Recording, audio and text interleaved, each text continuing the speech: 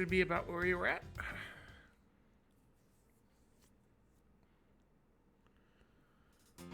Alright, so we're in the middle of getting Franziska's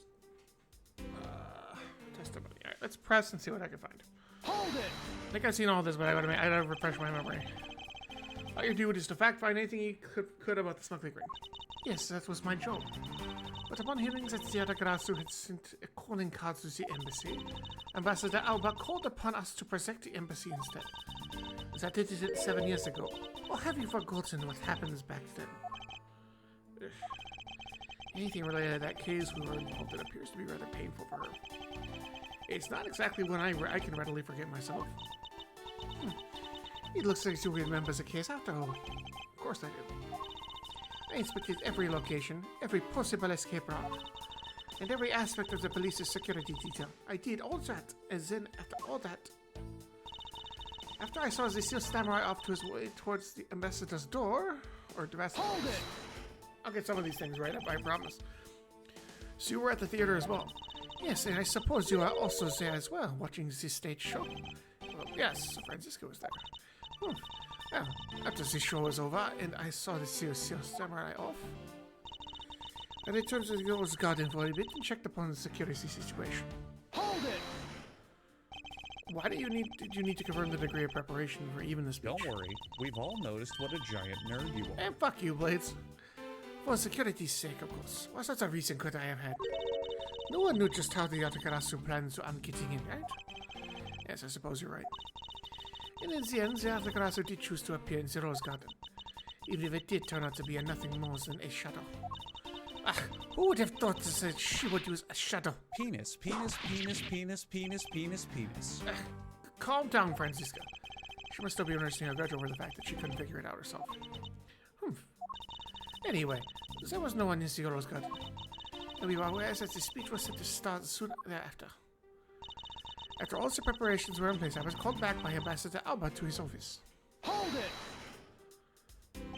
At that time, Damask 2's body had to be found in this room, is that correct? That's right. But Ambassador Alba was here. One could hardly miss his rather large presence. A criminal will say anything to get out of getting arrested. How do we know you're not lying? If you need more proof, I'd be happy to oblige you. Seriously? Like I keep telling you, when I arrived at this office, Ambassador Alba was already here. He was standing by the flower box on the windowsill watering his plants. I can attest to that. I remember speaking with a lovely young lady around that time here in my office. Alright then, add that statement to your testimony and let's hear some details. So Ambassador Alba was in the room at the time, was he? When I arrived, Ambassador Alba was watering the flowers on the windowsill. Hold it! For the sake of being thorough, I'd like to ask you something. How did you know that Ambassador Alba was watering his plants at the windowsill? What do you mean by that? The entrance to this room is on the side, over the window is on the opposite side. If what you say is true, then when you entered the room, when you entered the room, his body would have been like a wall. He would have been blocking your view of what he was doing. Is that not correct? I suppose it was a bit hard to see around him. But fortunately for me, Ambassador Alba was not an immovable wall. I knocked before I entered, and as he did, he turned around to greet me. With a watering can in his hand. So it's only natural to believe he was watering his plants, right? I suppose. After his greeting, we spent a little time talking about his flowers. He had obtained them himself, and is growing them with the utmost care, you know. Yes. The plants in this room, they are all like my children. The passion flowers in the flower box on the windowsill are growing beautifully too. All 4 of them are in full bloom. Swankara, what did you just say now? I said that the flowers are growing beautifully. What about that statement? You don't understand. I understand. I do not understand why a certain thing is the way it is. I'd like for you to append that statement here for testimony. Very well. So there were 4 large passion fruit flowers and passion flowers in full bloom. Alright, there are 2 missing. Objection! I knew there was some. She mentioned the count, there was something off. Franziska. For some odd reason, your testimony contradicts with this piece of evidence. It does appear that way. Ha! I knew it. I knew we couldn't trust your words, sis. Mr. Edgeworth, what are you doing? You're discrediting Miss Von Karma like this. Yeah, sir. If you keep this up, she's gonna get taken away, sir. All I've done is state what I saw. I have not made a single mistake in my testimony. And for this, I am still under suspicion for murder. Is the number of flowers really all that's important at this juncture, Miles? At the very least, it is a contradiction in this enigmatic case. One that I find hard to dismiss as irrelevant. Ah, well, let's hear it, Mr. Prosecutor. What does the number of flowers have to do with anything? What does it prove? I bet the answer to that will become clear if we were to examine that flower box. This contradiction come out. There must be something behind this discrepancy. They're my beloved flowers. I've grown them with the utmost care. So I ask that you please be gentle with them as you examine them, Mr. Edgeworth. I understand. Alright. This patch of soil looks as though it has had something removed from it. What are you doing, Mr. Prosecutor? Why'd you clam up all of a sudden? I'm still here, waiting for an explanation, you know. Do you know, Agent Lang, flowers are best appreciated in silence. Tch. Looks like two things were pulled out of this flower box. That's the watering can. This watering can has a rather robust design.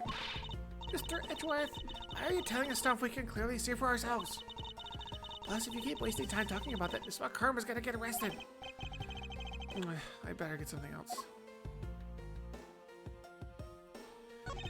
The name of these flowers, I believe they're called passion flowers. Despite being called flowers, they are actually a species of vine. They appear to be growing well and are so well supported by these plant supports.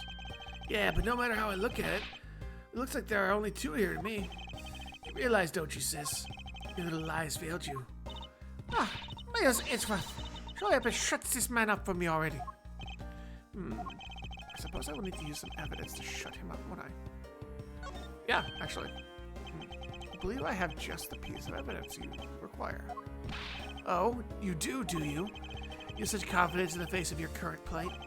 But I highly doubt you'll last until the end. You'll howl like a wolf, Agent Lang. We'll see if you have any bite to back that up. Back up that bark after you see the evidence.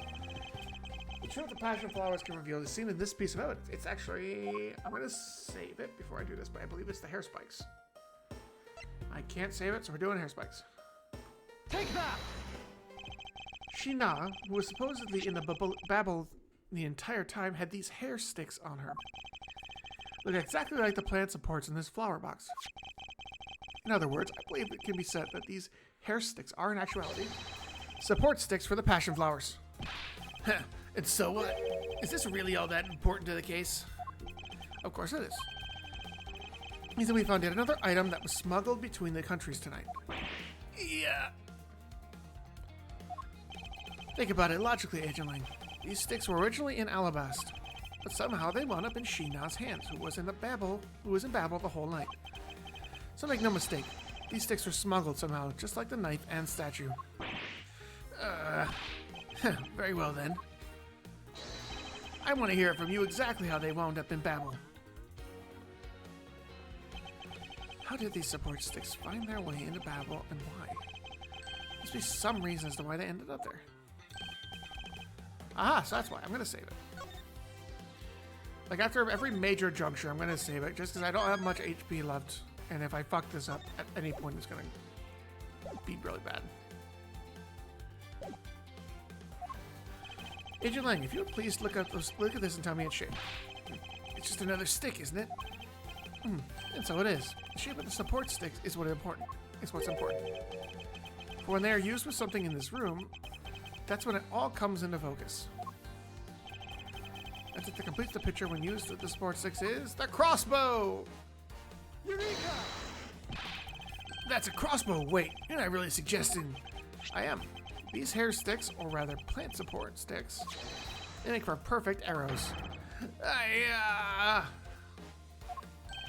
I've done it. I found the common thread that connects the two offices. But this thread has yet to be completely untangled. Even using the arrows, how does this explain how the statues were transported? Furthermore, who could it have been who fired these 6 arrows? There must be a common thread that ties all of these things together. Not so fast! Mr. Prosecutor, hold up a sec. You do realize what happens when you tie a statue to an arrow, right? They don't fly at all.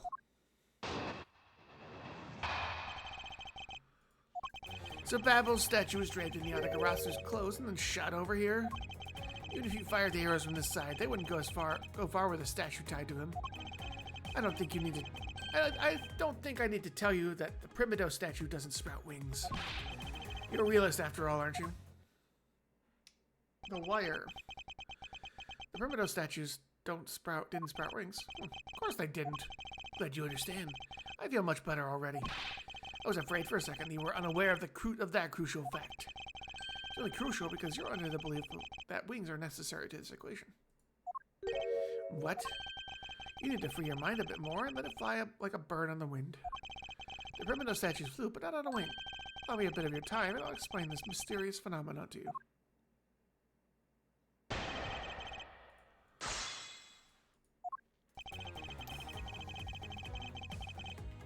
Let's press everything, make sure I don't add anything, and I think I already know what I need to present. An incredible scene that just happened to have been caught on film, resulting in this photo. Ah, what an incredible scene it was. This photo was taken by a freelance photojournalist, right? Yes, so I hear. And not every photojournalist is known to be honest, right? Especially not the ones that sell photos of spirits and giant creatures to tabloids. Yes, I know what you mean. I've seen those sorts of photos many times on court. But there have been times when those photos have turned out to be telling me the truth. If you had ever stood in the court of law, you would know it's entirely plausible. Do you really believe that the stuff you're spewing right now? Courtroom certainly is a strange place if what you say is true. Here in reality, there really is something odd about that photo, no matter how you look at it. Fired arrows from this side. They wouldn't go far with a statue tied to them. Hold it! Well, you are in agreement that an arrow by itself would reach the other side, correct? But just the arrow by itself is pretty meaningless, don't you think, Mr. Prosecutor? Just the things wanted to smuggle were a lot bigger than nothing. No, that's not necessarily true. What? What I need right now is not further discussion of my conclusions, it's the launching of my conclusions. The shooter wanted to launch with the crossbow was not the statues themselves.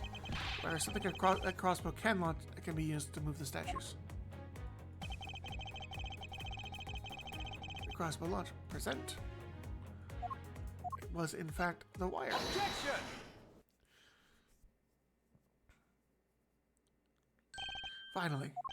Finally, we have reached this point in our discussion. For I present to you that which was carried by the arrow from the crossbow. Huh? I get it now, Mr. Prosecutor. I see exactly what you're trying to say. You're saying that the wire was tied to an arrow and shot into Mr. Kochin's office. All the way from the 5th floor of the Alabastan Embassy down to the 3rd floor of the Babalese Embassy. If what you're claiming is really what happened, I could see how the Alabastan Primido statue could be moved. Gravity could be used to move the statue down the wire from the 5th to the 3rd floor. But then, what about Babel's Primido statue? The dark shadow in this photo is clearly flying away from Babel. Going in the opposite way of gravity, the 3rd floor of the Babalese Embassy up to the 5th floor of the Alabastan Embassy. How do you explain that? Aha! I can finally see how the gears behind this whole trick works. If you like, the motion used behind this trick. What if perhaps you have yet to envision how it works in your head? Motion? What motion? This is the motion that was employed to smuggle...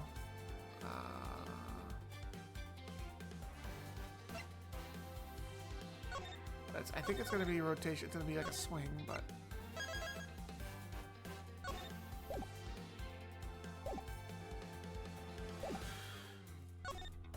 A swinging motion was employed. Yeah, sure thought that one through, Mr. Prosecutor, because if they use that, you would swing right into the building's wall. Alright. Let's find out which one it is. And then we'll, reload it.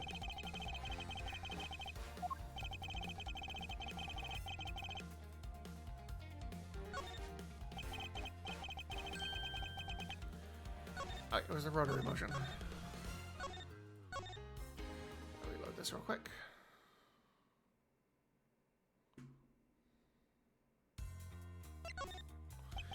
I believe it was done via rotary motion.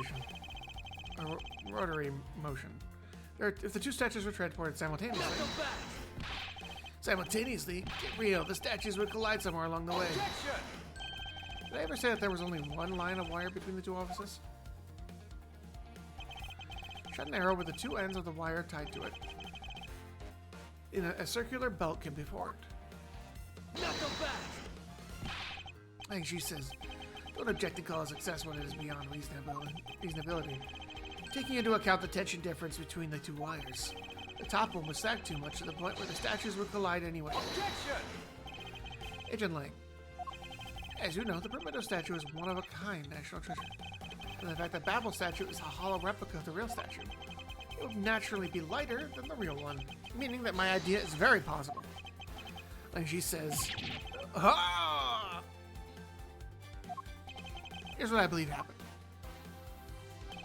Miss Yu and her mystery co-conspirators set themselves up in the two different rooms. The co-conspirator bridged the rooms by shooting the two ends of the wire down on one arrow. And the two of them covered the statues and proceeded to transport the statues. After the switch was complete, another arrow was fired, carrying the other end of the wire down to Babel where it was to be disposed of. To do that, Miss Yu hid inside the grandfather's clock QED.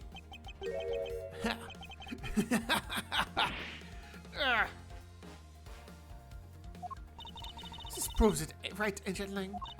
I'm not the killer. Not yet, sis. I still haven't had my dessert yet. Right, Mr. Prosecutor? The proof is in the pudding, as it were. Pudding is a nice dessert. So, do you think you can do it? Can you prove that what you said is what happened? Because remember, if you can't, I'll be taking a certain someone back home with me as a souvenir. I agree that as long as there is no proof, my hypothesis remains just that. However, what I have laid out is no mere hypothesis, for there is one more piece of evidence. One more? This should be interesting. You give a piece of evidence that will turn my hypothesis into a fact. Well, let's see it, Mr. Prosecutor. Right. Again, because I kind of know which one I'm looking at, but I'm not sure.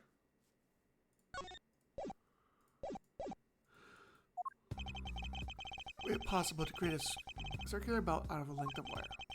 Oh, it's right here in this very room.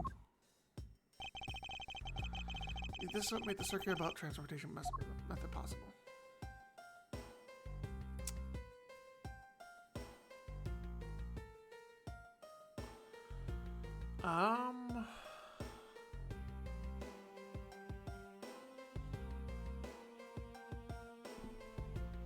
Take that. Ha! Looks like you dropped another bomb on us again. So the last piece of the trick are two pulleys. Precisely. The ceiling fans double as pulleys in this case. And thanks to the fact that there's one installed in each of the offices, the ceiling fans made for the perfect pulley set for the wire to run on. Ah! This must be it. This is how the smugglers bypassed the impenetrable security. You really are something else, Mr. Prosecutor. But you figured it all out already, haven't you? You know who the big shot that set up this real-life stage show is, don't you? It's a rather large and complex stage show. There used to be someone who had foreknowledge of the existence of a ceiling fan in both the Alabaster and Beverly's offices. And that passion flower supports stakes that were used as arrows. The real mastermind behind this case. Well, don't you dare make this wolf wait for his food. Why are you so hesitant, Miles? That's right. Can't say who it is. Why don't you present it like something you always do? Vinegar, in this case, will explode into an international incident. However, it's already too late for me to stop the forward momentum. Here's that I have no choice now to rush it. There is a piece of evidence that points to who the mysterious mastermind is.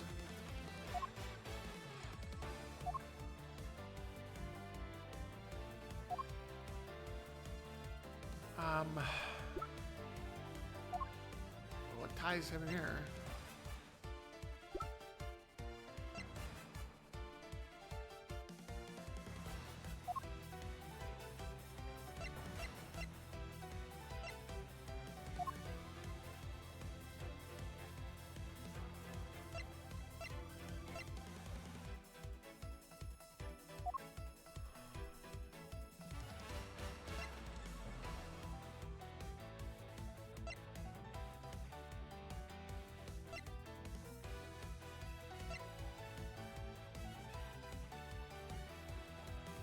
Let's try this. Take that!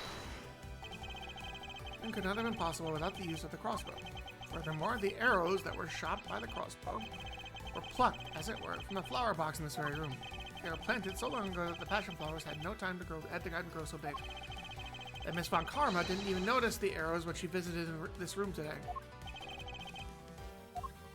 On top of all this, the fact that the culprit knew that both offices had ceiling fans tells us that the person has very detailed information of the embassy's layout.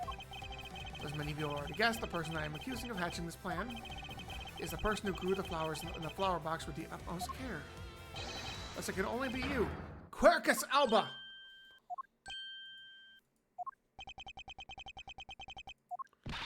That's you out of your mind, Miles Itchworth!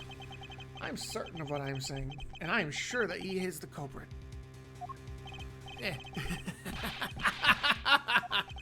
Tell me, Mr. Prosecutor, what was the ambassador trying to accomplish by doing all that stuff he just outlined? Why in the world would he need to use a trick like that? I understand your need to doubt me.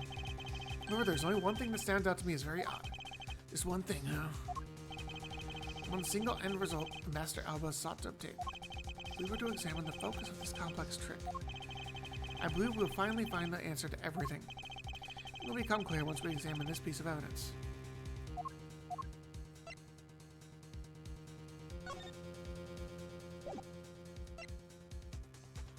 Take that! Nice to examine this. Yes, for I believe I examine will finally have all. Not so fast! The right one.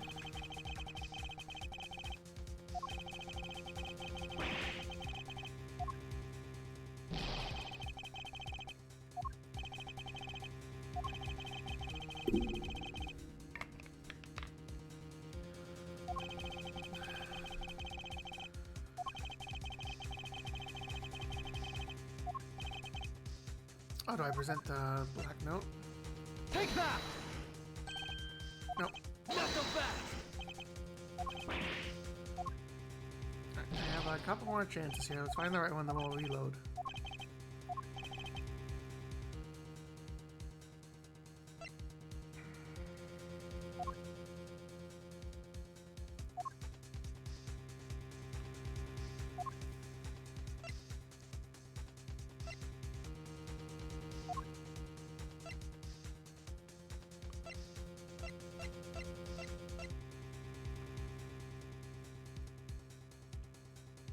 Take that! Not so fast! Alright, let's reload.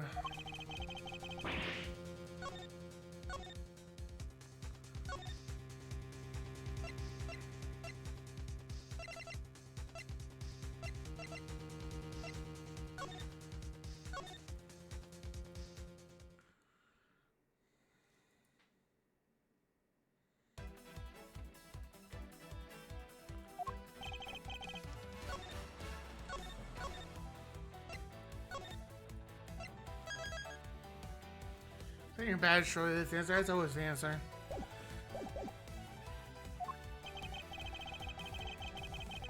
Alright, let's skip through this cutscene with all this stuff again. It's central to the smuggling ring and hasn't really been looked at. Let's think about this a second, shall we?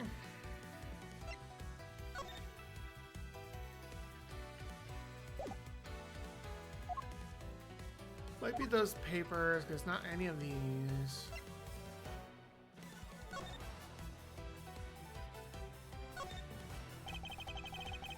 And this was stuck in the flower box. This is why only the tip is dirty, huh? Yes.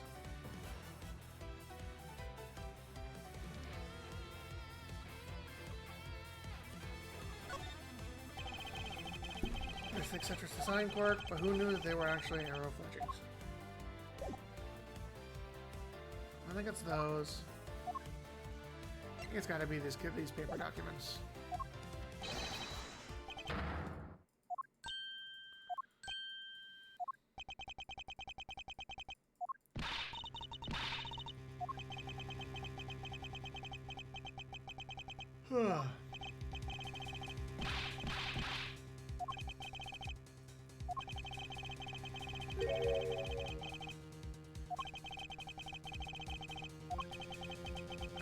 We're gonna go a little closer. And we're gonna save again.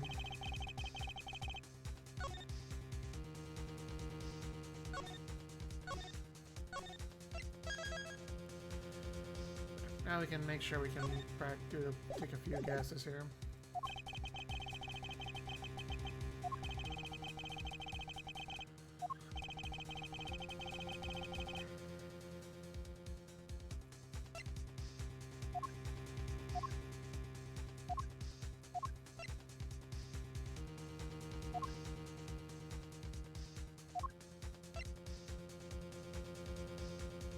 Take that!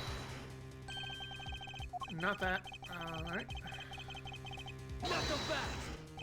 Luckily we have a save right before this, so we can take advantage of it and find out which one we need to present.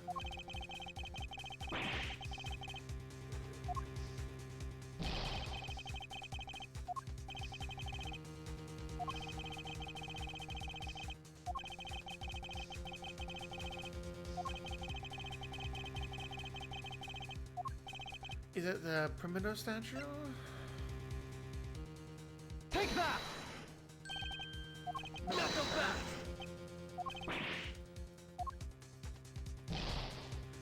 Oh, it must be Alabaston's Primido statue. Hold on.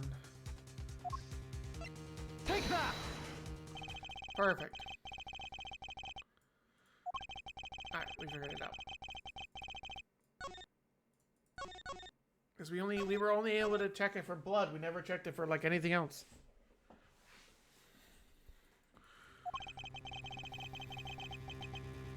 Okay, we figured it out.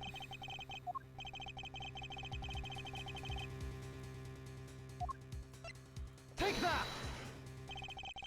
I would fully understand the reasoning had the situation been the reverse. However, to go to the trouble of swapping the real Primido statue for the fake, that's a very shady reason for such a bizarre action. And who better to ask that reason than King Primido himself? I see. Ambassador, we'll be examining that statue now, with or without your permission.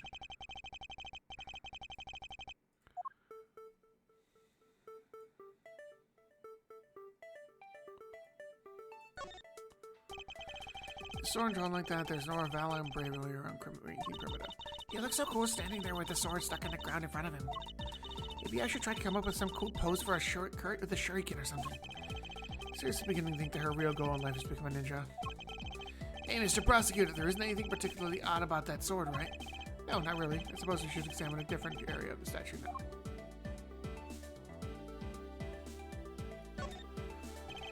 Shield, huh? There doesn't seem to be anything unusual about it. But it's supposed to mean that the guy is protecting something. I don't think it's supposed to have that deep of a meaning behind it. In that case, why are we wasting time with this for? Let's look some other area.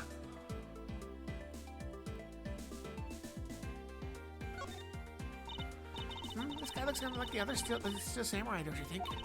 At least because they look alike that he was picked to be the Goodwill Ambassador. I suppose that's possible. Take a look at the area around the base of the neck. It's like a gap.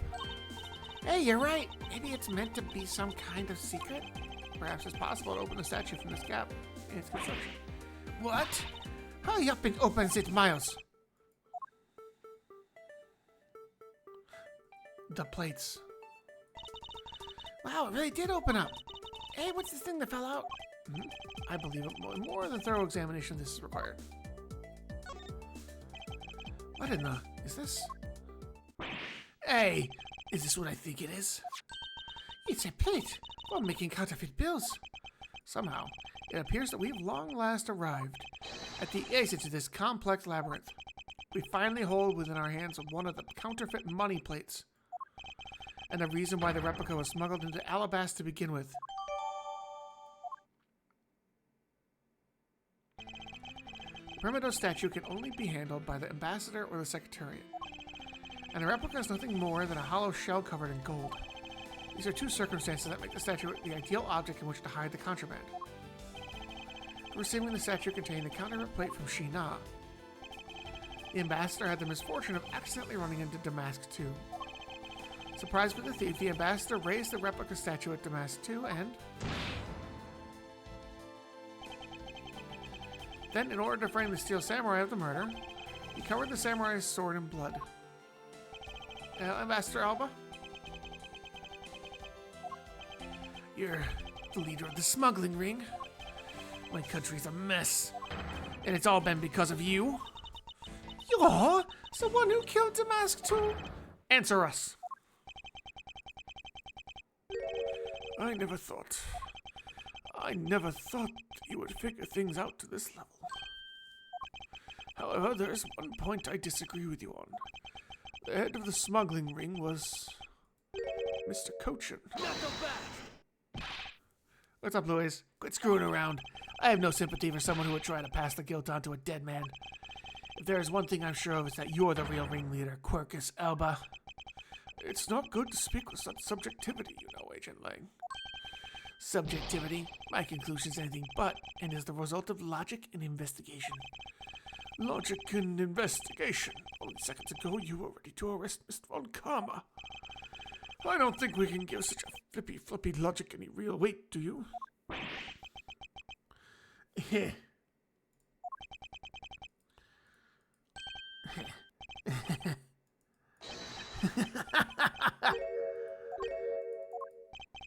It looks like you still don't get why I came back. Excuse me? You see, the reason I came back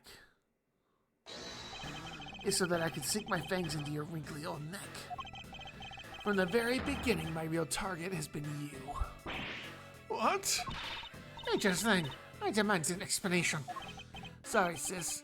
I didn't mean to put you through all that. I knew you were innocent from the very beginning. You did. I knew that this whole incident had been meticulously planned and prepared for. So naturally, the occupant of this room, Ambassador Alba, seemed the most suspicious. But without the ambassador's permission, we couldn't get in to take another look around. Ah, so that's why you put on this whole big show to accuse Francisco of the murder. Using Francisco as the bait, you were able to gain us entry and investigative rights. Yeah, if I hadn't done that, I doubt the ambassador would have given the okay to poke around. So that's what this was all about. Very well, I will forgive you. But in exchange for using me as bait, you will take some responsibility and help us find the truth. Agent Lang, for giving me such a great opening. I thank you. You know, I just knew, Mr. Prosecutor, that somehow if we were able to find some proof by investigating this room, that you would be able to figure out what the real culprit with your special brand of logic. The evidence detectives collect combined with the logic of a prosecutor. That's just as it should be in a prosecutor-detective team, right? I don't know about all that. One thing I do know is that I'm itching to see if the old man gets what's coming to him. The chaotic landing party earlier because of it, but it was funny. It looked funny.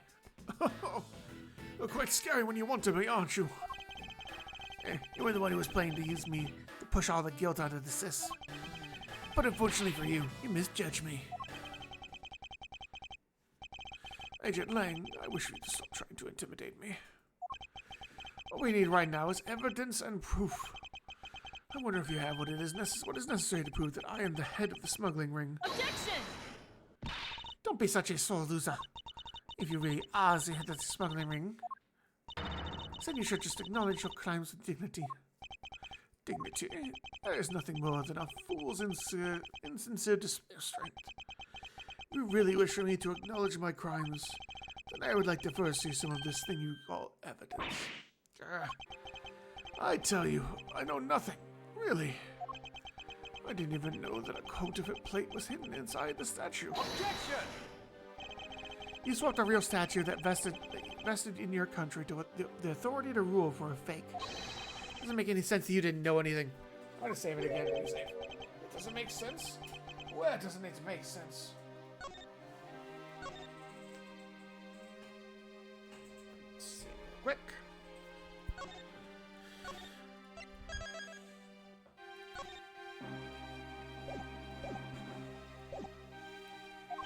Can you prove that it doesn't make sense? He's really good with us. Jeez, he turns the entire situation around against us. Proof that Interpol has been after, which points to this man as the ringleader. If somehow find that proof now, then we can see to it that justice is finally served. Is there nothing I can use to break this case wide open?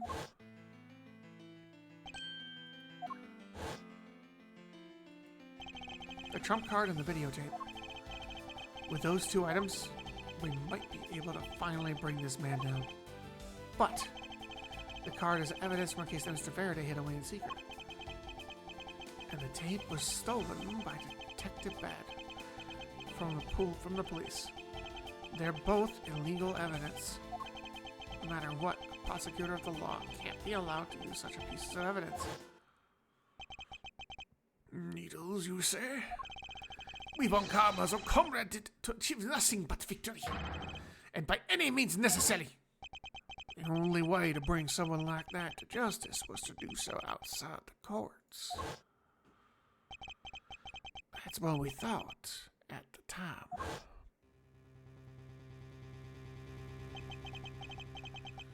I am no longer follow the path of Manfred von Karma. And I won't follow the path of the Yatagarasu. This leaves me with what? What creed I believe in. I want to pursue the truth. I will sully my hands in illegality. I want to pursue justice, and I will lose the truth. Should be starting ads here in a moment. Now I'm gonna get some more water while the ads are playing.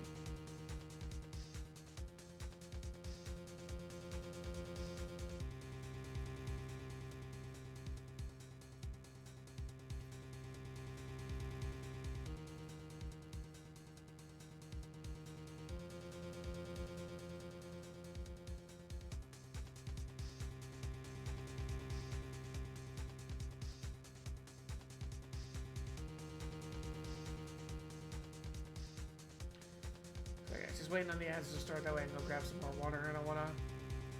And also, I don't want to move forward because it should be starting like any time now.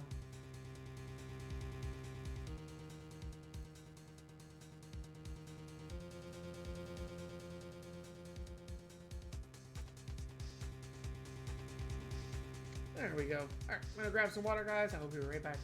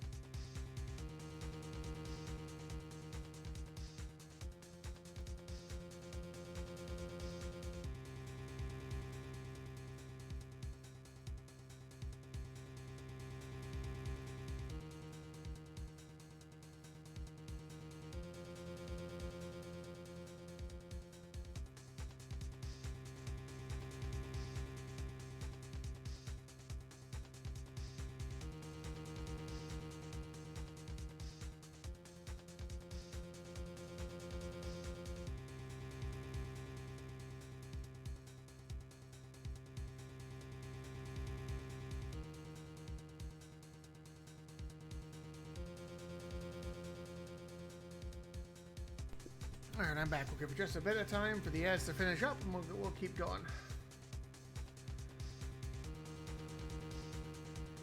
I hope everyone's having a good time, having a good night, having a good Sunday evening, getting ready for the weekend tomorrow.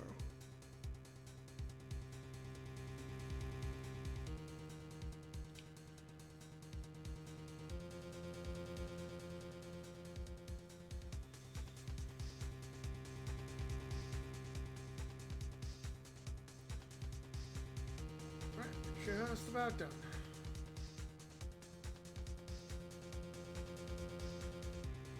All right, we're back. Welcome back, everybody. We're ready to move forward.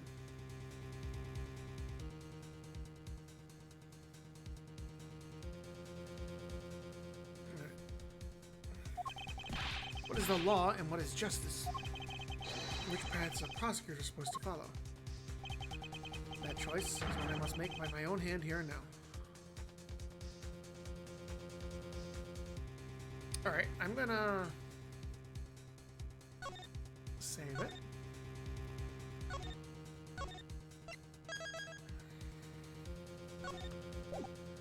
I'm not gonna use it. The prosecutor, and I can't allow myself to use evidence such as this.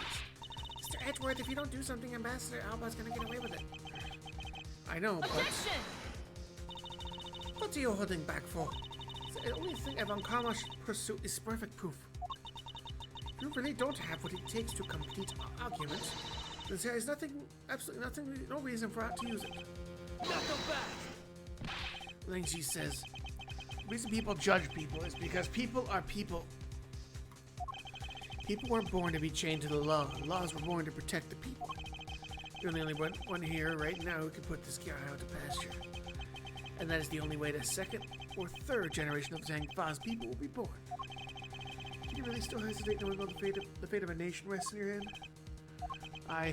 There is no limit to the law. Any limit that exists was set there by man. If a person goes beyond that limit, then the law, too, crosses into new territory. For what reason were laws invented? The answer to that is what I must show. Master Halba, I wonder if you might recognize this. Might recognize this. Oh, I wonder what the card is. I've never seen that before in my life. It's a directives card used by the leader of the ring to relay instructions to his subordinates. Oh, is that what it is?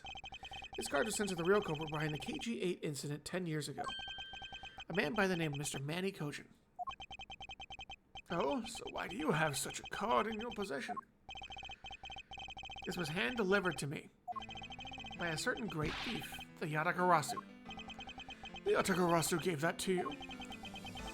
Don't talk nonsense, and let's be serious, Mr. Edgeworth. Do you have any proof that the card contains directives from the ringleader? I'll have you know that the card is not the only thing I was given. What? This contains security footage that was shot just before the start of the KG-8 incident. KG-8 incident? The card and the video. These two pieces of evidence are what will seal your fate. Oh, very interesting. I must admit I am very curious now. Very curious indeed in these case-deciding pieces of evidence you presented. The prey the Yatagarasu has been chasing all this time now stands before me. I can't allow this man who has had free reign for 10 years to simply walk away. Now is the time for me to bring the fruition to the valiant spirit that was given to me.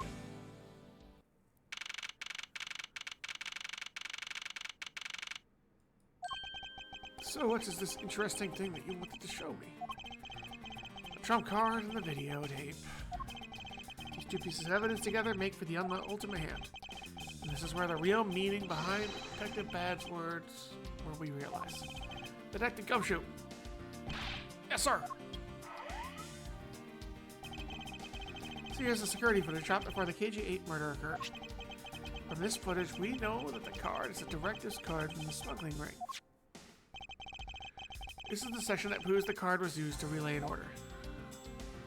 Let's read this fucking hand. Take that! You can see Mr. Kojin is holding the card in his right hand. I see. The killer is indeed holding a card with the exact design on it. But that card and the one you have, just because they look the same doesn't mean that they are, does it now? Ah, but there is a very easy way for me to prove that they are in fact one and the same. All we have to do is simply look at this. The dark red blood. Yes, this is your proof. Proof that the orders on this card were played out in that terrible tragedy.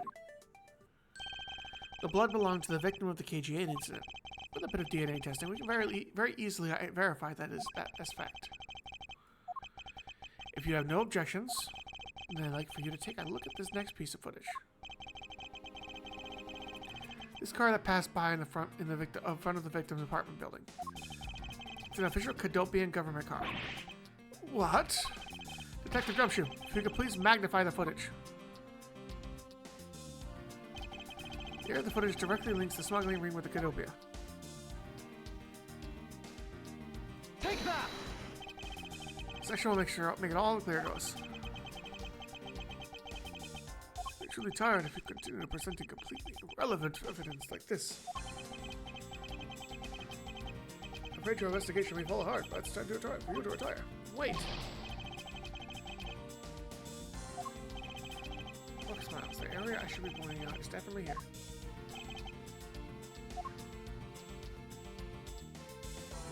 Take that! This pocket, and the directive's card in it. Tells us without a doubt this person in the car is Mr. Kojin. Good. Then the car is also captured by the security camera. And with it, we can easily find out who was sitting in this car that day 10 years ago. Which is why I can say with confidence that you were the riding in this car on that day. Ugh.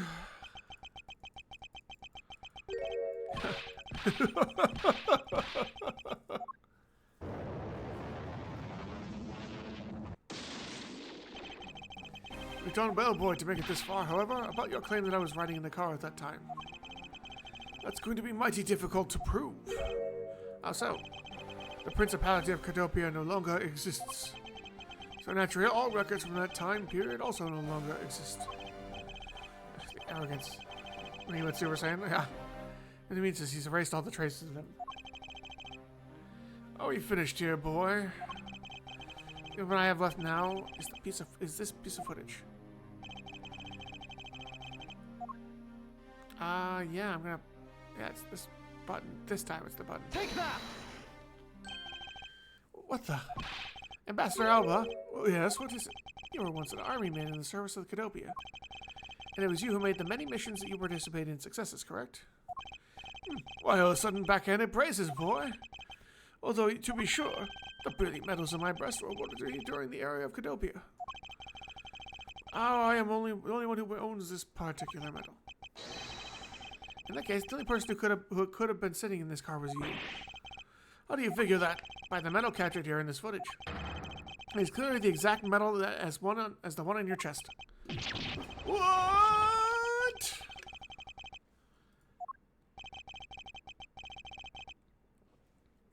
This is how it will be, but I won't look back. But this is the path I have chosen.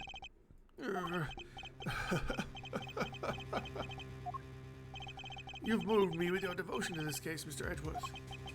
Why is he taking such an arrogant stance with me? It's almost possible, isn't it? For the lot of you to come this far. Looks like I just might lose our little game in this time. You might lose this game this time? You don't get another round, Mr. Ambassador. Is that a fact? Very well. I decided to confess and admit my guilt.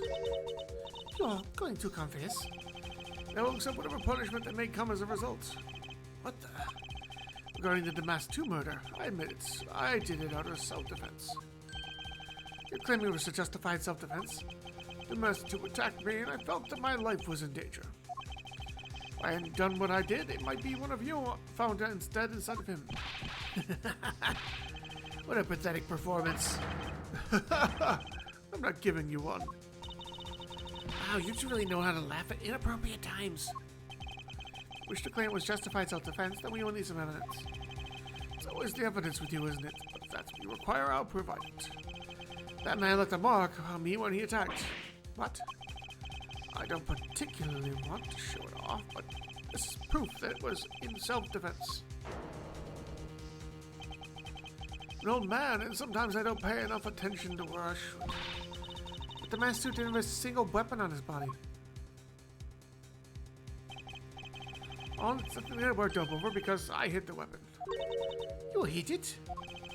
I'm sorry, but as you know, a murder is a murder, even if it is in self-defense. I couldn't let it become public, seeing as how I am an ambassador. This is the weapon you seek, my special bonsai trimming shears. Oh, it's covered in blood. He was trembling quite badly during our struggle. But that's when he grabbed the shears that were sitting in my office and attacked. You see, it was an act of self-defense. Is that right, Mr. Edgeworth? Since he has both a wound and a weapon, that caused it. It's not to declare it so. No way! Which reminds me. There's still one more accusation I need to resolve. Smuggling and counterfeiting. Fortunately, all of that is my secretary's doing. I had no knowledge of what was going on. I'm spewing nonsense. You're trying to throw my investigation under the bus in your desperation. If you want to get real honest, everything in this case can be connected to you. Similar to Damask 2 was done in self-defense. In my trials, no man escapes his crimes alive. Perhaps so, if you were my opponent in court. But there's one very important fact that I think you may have forgotten. And what is that?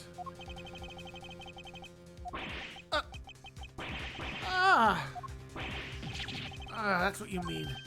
Extraterritoriality. See, since I want to survive Alabastern soil, the trial is to be held will be held in Alabast.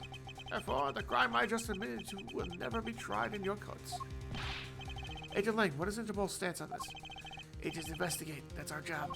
The judgment of the people who have confessed to their crime, that's the court's job. And I've already confessed to all of my crimes, Agent Lang. Furthermore, by the very nature of my position, I have full extraterritorial rights. Those rights are effective even in your country's soil. Therefore, no matter where a crime may take place, I will never stand trial in one of your courts. That arrogance and your expression, that's nothing like the face of someone who is ready to accept the consequences. Don't tell me you have your own country's judicial system eating right out of your hands. These crimes you all speak so seriously of. Tell me, this has all been nothing more than a game. You may chase me out of this embassy with your accusations, but it's no big deal. Alabasta has numerous other embassies in other countries around the world. All you would accomplish is you would change the backdrop of our little game. 2 layers of protection the extraterritoriality provided. This is why he is one of those who cannot be brought to court. You see now, don't you? I live in a whole different world than you. If you'll excuse me, I need to go and fetch your eviction papers. There's nothing we can do.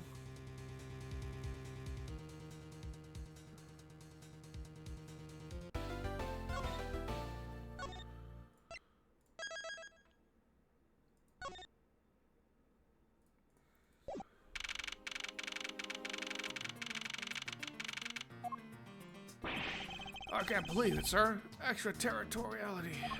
Yes.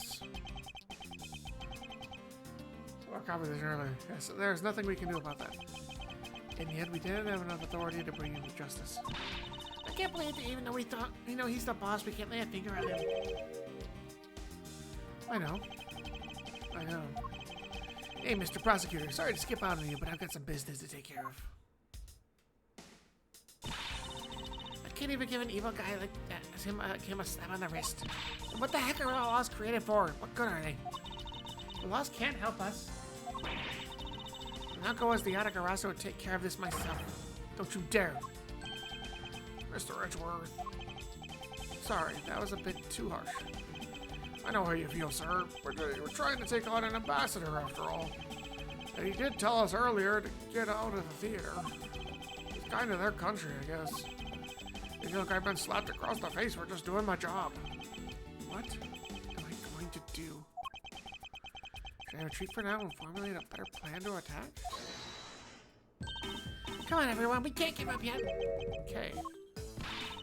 I want you to think about something for a sec. We've never let up for a second as long as we don't stop investigating. We might find the rotten treasure hidden here.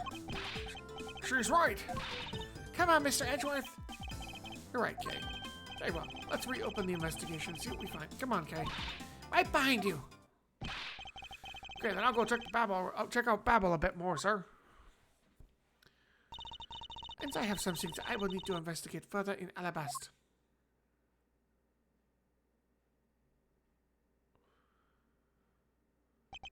Now then, before I gather any more information, I should do a bit of housekeeping.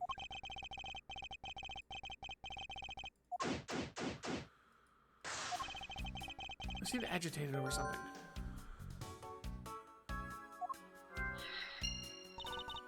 I wonder why. There are 2 special circumstances that surround the ambassador. First, the embassy itself has extraterritorial rights. If something happens on Alabastrian soil, we are unable to legally prosecute him. Cool! It sounds like the embassy's in the perfect place to see whatever you wish.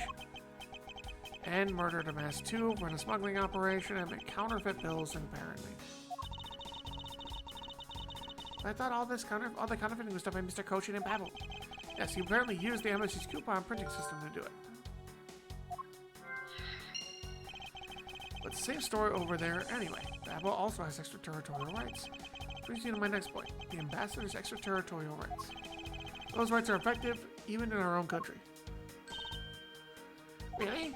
No matter what happens, he can never be tried in our courts. He retains some very special rights indeed. Basically, no matter what wrongs he may commit, we can't bring him to trial here. I guess we really don't stand a chance, do we? We might stand a chance if we can somehow nullify either one of his special rights. Taken just before the 2 ambassadors gave their bouquets to the Steel Samurai. Wait, is it just my imagination? Or is there something in this picture that I've seen before?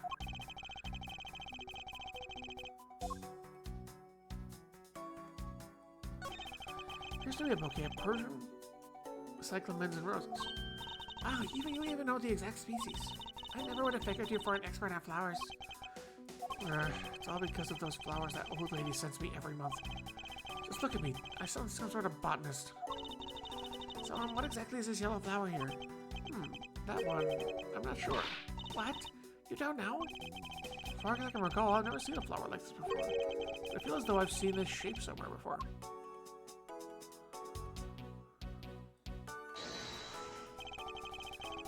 You have the evidence I hold? Let's see.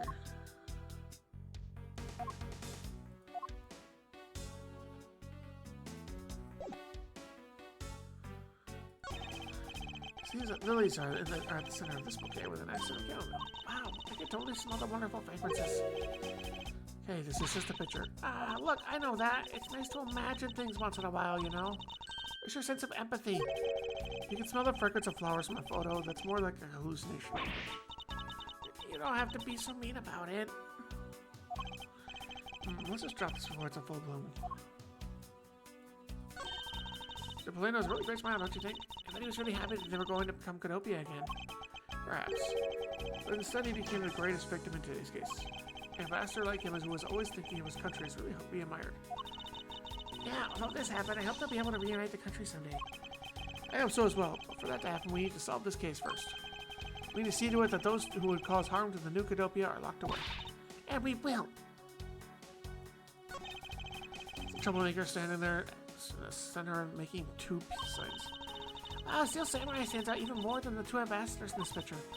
Oh hey! The person playing the Steel Samurai is one of your friends, right? No, I have no idea who he is.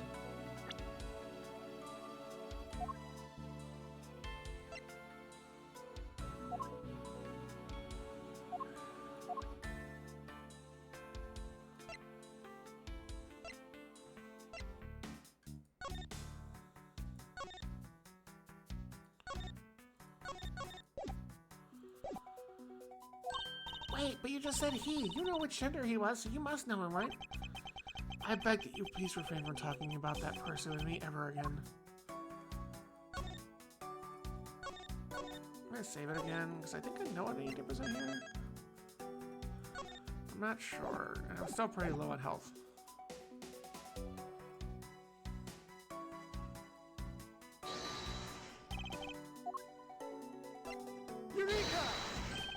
This piece of evidence be related to this photo somehow? Well, nope, I don't think it's related at all. At least try to humor me a little.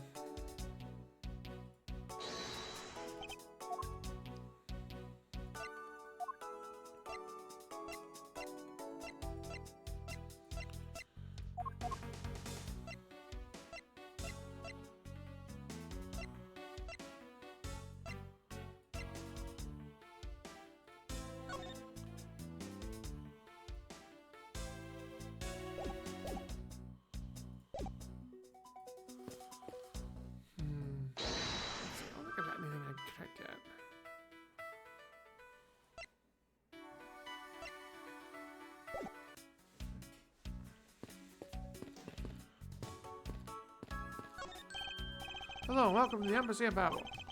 Sorry, I don't need to enter your country at this time. Right now, for a limited time here at Babel's Embassy, we have a very special experience with fire office. Alright, let's see.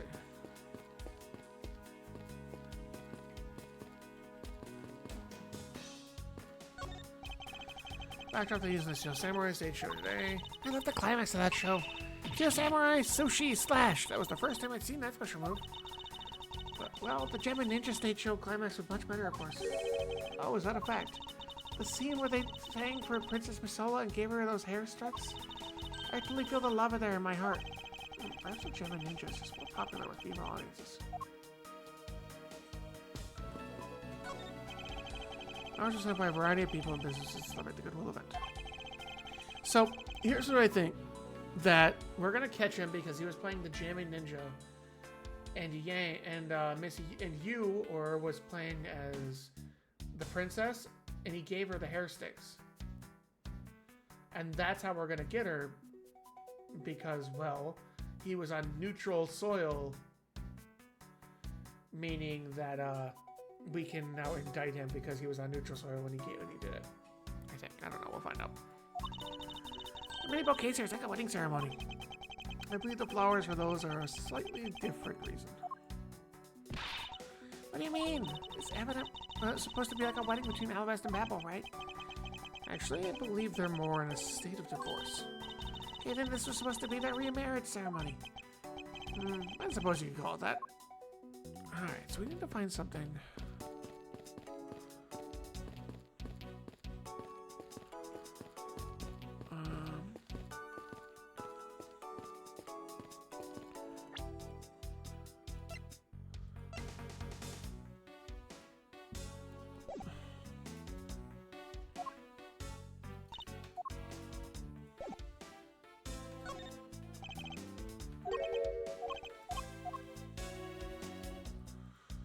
I think he may have stuck the knife in there. Eureka!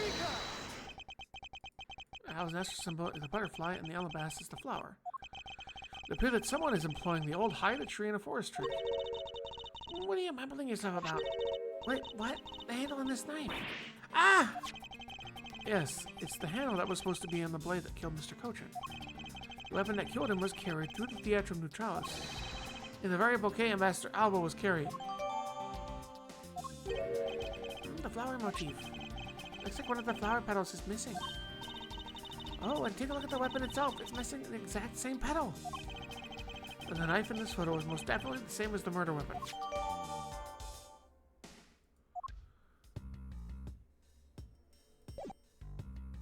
Alright, so we've done that, I think, now.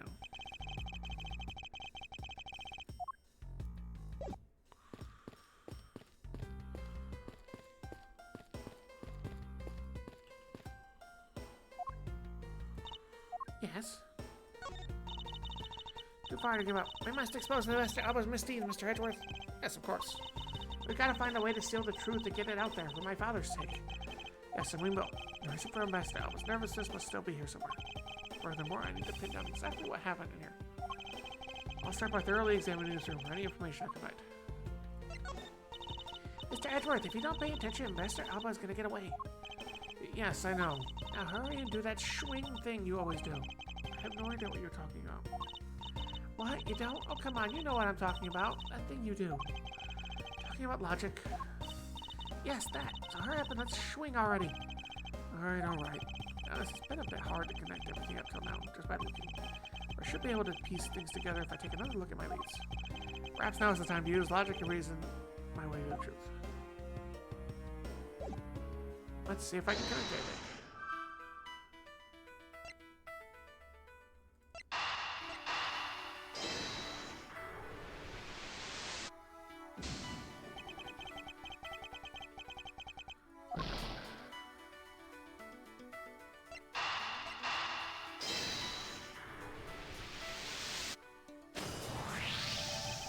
Note the counterfeit bills were printed using the embassy's press.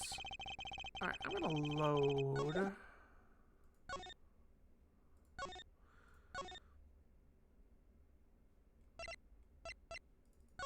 Well, load the autosave.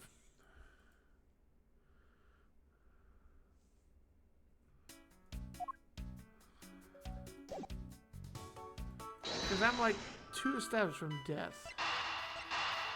So I want to make sure I have to be very careful.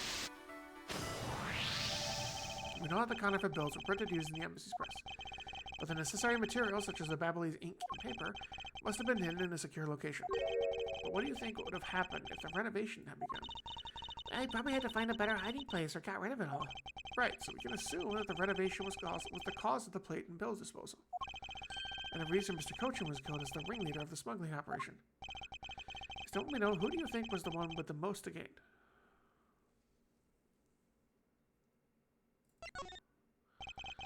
One person who has been erasing all evidence of the smuggling operation from both embassies. The co-conspirator who is mopping up Ambassador Alba. Ambassador Alba had a very strong motive not to kill Manny Cochin.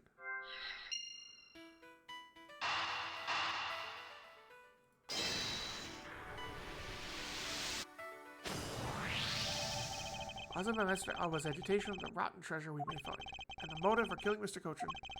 Miss Yu said it herself when she didn't kill anyone tonight. If we were to take her words at face value, then the reason for the ambassador's nervousness could only be one thing.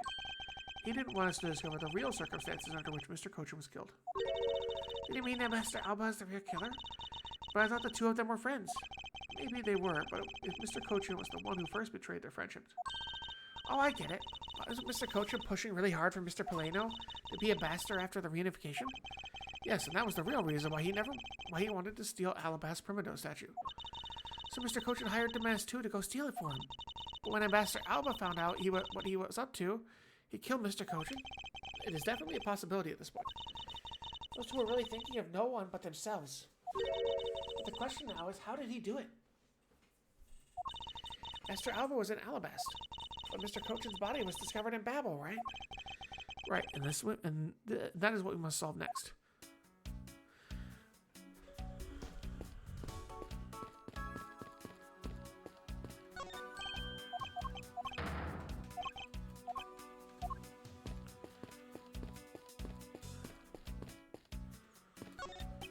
On the orders of Master Alba, no one is allowed to enter Alabast.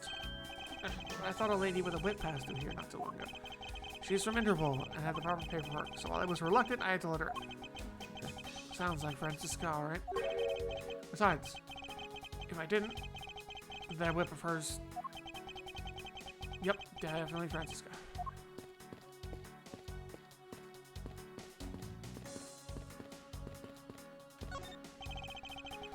By Global Studios. Global Studios? That's where they filmed the Steel Samurai television show. They've been producing hit after hit recently, so the studio's been being remodeled. Oh, what about that in the papers the other day? The mascot of theirs is also getting a facelift too, right? What's his name? You mean Mrs. Monkey? Yeah, I thought it was something like that. You really have a great memory. Ha! Never underestimate my powers of recollection.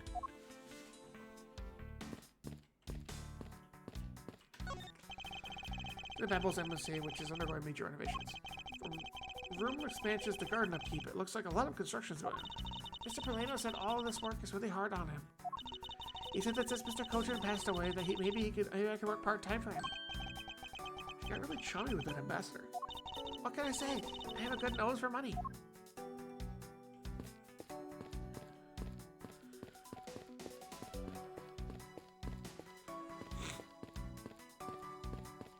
So now what do I investigate?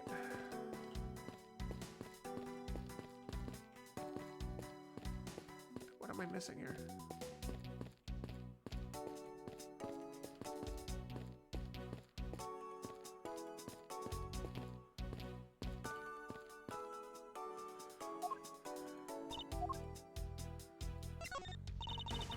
Okay, and I remember the photos we saw earlier was really pretty.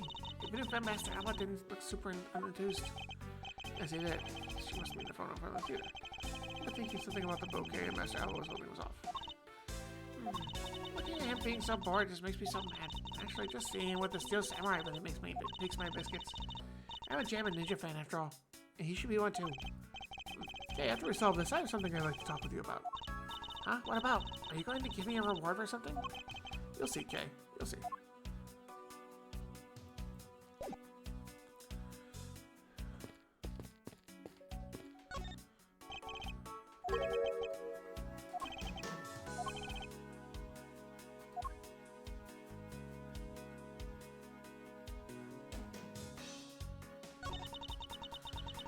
Just pretending to be a harmless old grandpa. Talk about depraved. Was anyone expecting them to change that drastically?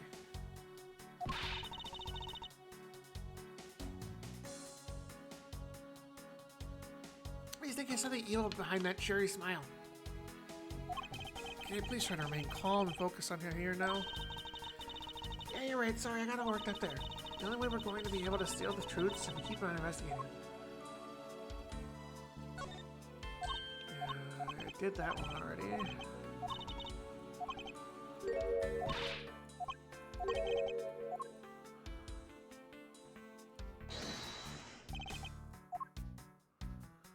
Did I do this afterwards? I did do it afterwards, didn't I? Eureka! symbol is the butterfly. Yeah, I did this after I did the conversations. I forgot to do it again.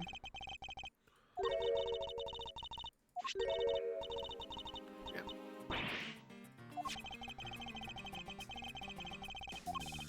So we just gotta get through this conversation again, and we should be good to go.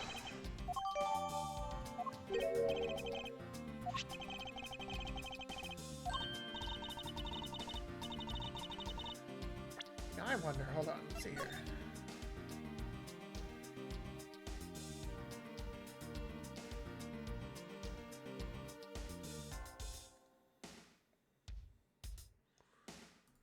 No flower petal.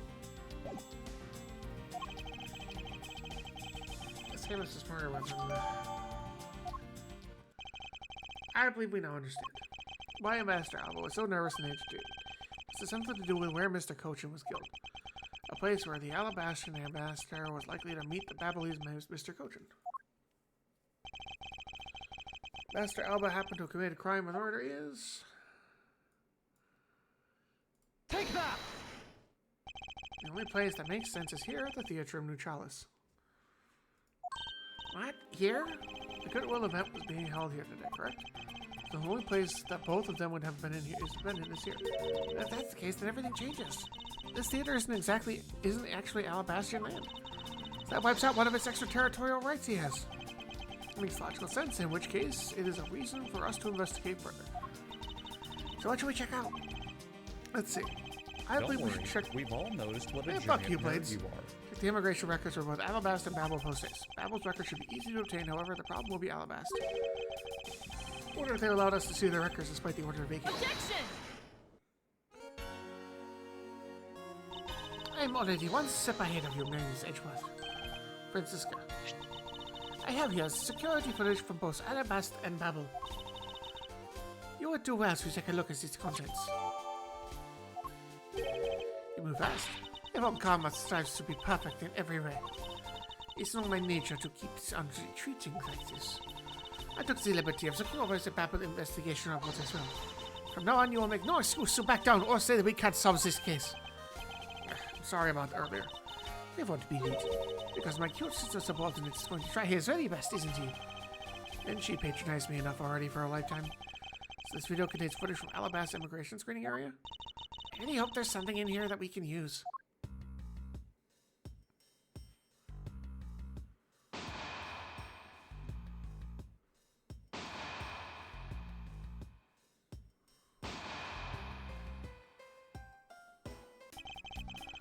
What should I examine? 522. If I completely fooled I was by the way he carried himself. He had me fooled too. He had me fooled too. According to the wires I had sent for earlier, Mr. Alba was a Catopian hero who saved the royal family from danger countless times. So what bothers me is firemen like that would create a smuggling ring. Even with all the authority I have, I still haven't been able to figure out why. Because the ambassador was a hero who was corrupted by evil. But no matter what happened in the past, we can't let that man escape justice now.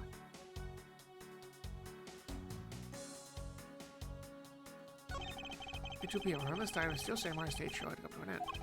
And Ambassador Alba was making his way back to his office. And then later, he took hands with the Steel Samurai in his office. And he was going to give a speech in the Rose Garden. Being an ambassador seemed like a busy job. It's like someone who's always stealing your time away. Yes, I'd imagine something like that. But despite how he was, he still managed to find the time to kill Mr. Cochin. And move his body somehow from the Theatrum Neutralis.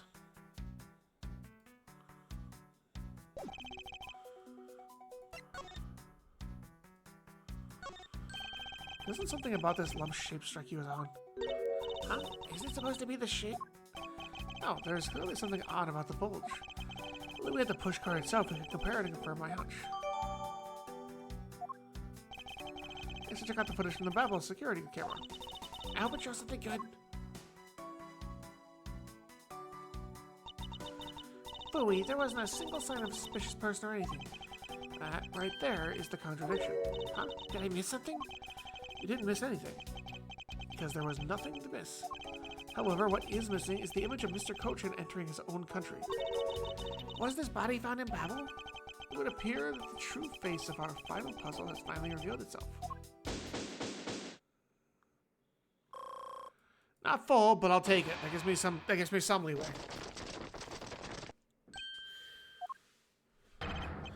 Ambassador Alba. Oh, I thought I asked you and your group to vacate the premises, Miles Edgeworth, or Mr. Edgeworth. I thought I should let you know that this theater sits on my country's soil. You've had your fun, and I've enjoyed our little game. Yes, and you achieved a new high score. However, once you've recorded a score, that same game can never be replayed again. You understand what I'm saying to you? Your game is done, and it's game over. No. Objection! Where do you think you're going at this time of night? After admitting to my crime, I was overcome with regret. So I'm heading to the airport now to return home. I'm afraid I can't let you do that. There's still too many issues we need to discuss with you. You can't stop me, Mr. Edgeworth, and you know it.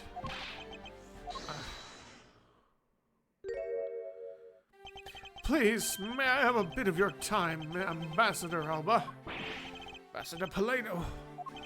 Even just a teeny tiny bit is fine with me. I've already strained relationship between our countries in a precarious situation, you know. Very well. If you insist, play just one more round with them and see what they want. Not that they'll get any farther. Master Paleno. Mr. Edgeworth. All my wish is for this normalization of our relationships between our two countries. There is one person standing in the way of that dream. I believe in you. You'll do what's right. Thank you for your vote of confidence.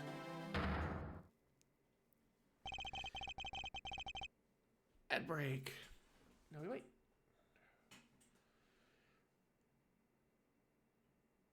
It's getting good. We're just about there.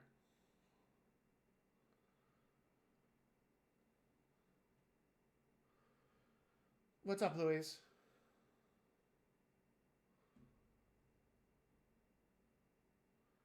Want to talk about boys? We got plenty of those, don't worry.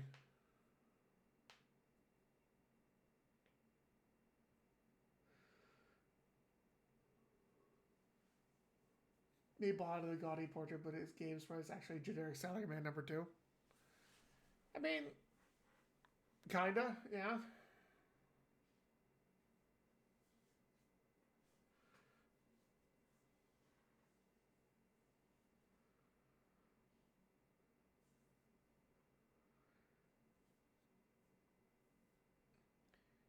I tried to give him that generic door-to-door salesman voice too, except I'm just not good with it, so I'm doing the best I can.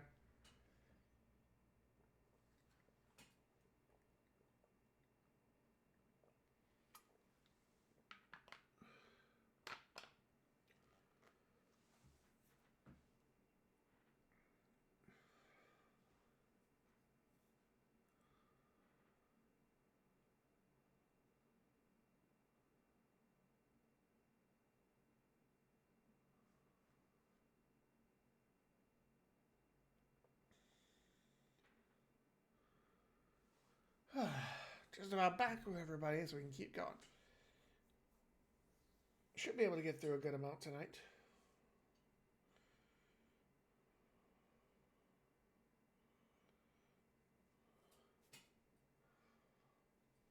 Ad break is over. Welcome back, everybody. Let's continue going. Now then, what was it you wanted to ask me about? I do have a fight to catch after all. So I'm afraid I'm going to limit you to just one question. That's more than enough, because I only have one question anyway.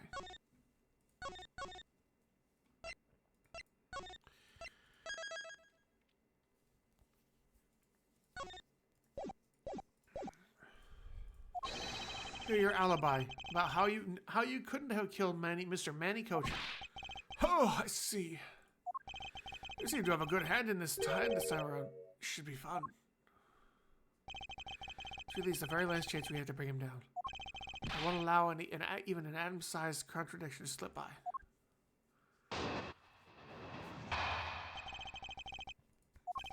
Frankly, I still don't understand why I'm being placed under suspicion here. Under your hypothetical scenario, Mr. Cochin and I were fellow smugglers. To get to the point, I was in Alabasta the whole time. So it's simply not possible for me to have killed him in Babel. That is my alibi. So that is your alibi? That is correct. It's simply not possible for me to have committed a crime in Babel. Now that we've cleared that up, I'd appreciate it if you would move out of my way. Hold it! I said hold it. What is it this time? I thought I told you I'd only allow one question. Huh. You did. But you still have yet to really answer my one question. What? Until you've told us the truth, I will refuse to budge an inch from where I'm standing. I will. Play with you just a little longer. Yes, Edgeworth, as my subordinate, it's representative of this country's prosecutors. You are forbidden to lose. Of course, that is something I've understood from the start. That guy's one who ordered my father killed, isn't he? Yes, I believe so. The goal of this first Yonagarasu was to capture the smuggling rings leader. My father and Uncle Bad, their legacy will live on through me. So that's why we've just got to catch him, okay? We will, I promise.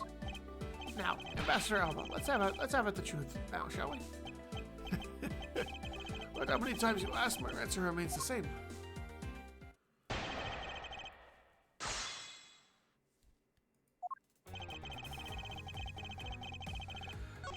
I think I know what I need to do. Let's press here. Hold it! And what exactly did you do while you were in Alabast? I had a meeting with the Steel Samurai and then I arranged a few files. On the time that thief was sneaking in took me by surprise. Objection! You're saying it was Stimas 2 that made Stimas move? Yes, and it was after I was attacked that I hit him on the head with the Primido statue. Unfortunately, he died from the blow, but it was an act of justified self-defense. Objection! Calling it what it is doesn't cover up what you really did. Cover up? No, my boy, I'm not covering up anything. I'm telling the truth. I'm planning to admit it, which is why you cried to Frey and the Steel Samurai. If you weren't an ambassador, I'd be letting you away fly it loose on you right now. I'm terribly sorry that I didn't clean up the body, but I'm a busy man. I had a speech to give in the Rose Garden after that, you know. Objection! Yet despite that, you still had time to kill Mr. Kocha, didn't you? Objection! Oh, damn, even he has an objection. Man is evil, and I'm sure you are familiar with the facts, but Mr. Kocha was killed in Babel while I was all the way in Alabast.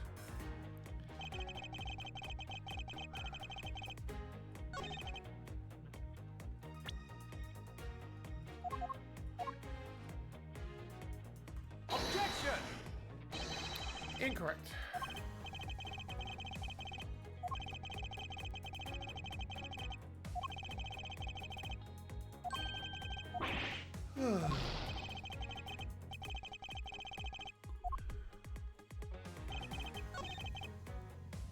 Hold it! You insist that's it. It's not possible for you to kill Mr. Kocha in Babel. And you are correct. Oh, I thought you would put up a bit more of a fight, but if you must concede to me, the only thing I'm conceding is that it's not possible for you to have killed him in Babel. I am not conceding that your alibi is the truth. Oh, I see. But no matter how you try, you can't crush my alibi. It would be wise not to underestimate a prosecutor in this country.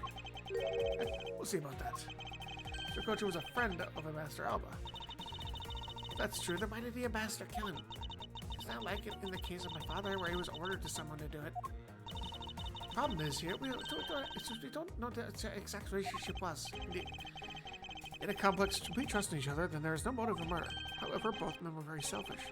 I believe that is where his motives arose. Hold it!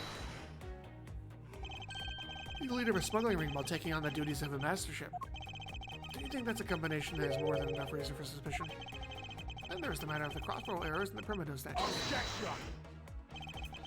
All of that is nothing more than your fights of fancy. What do you mean by that?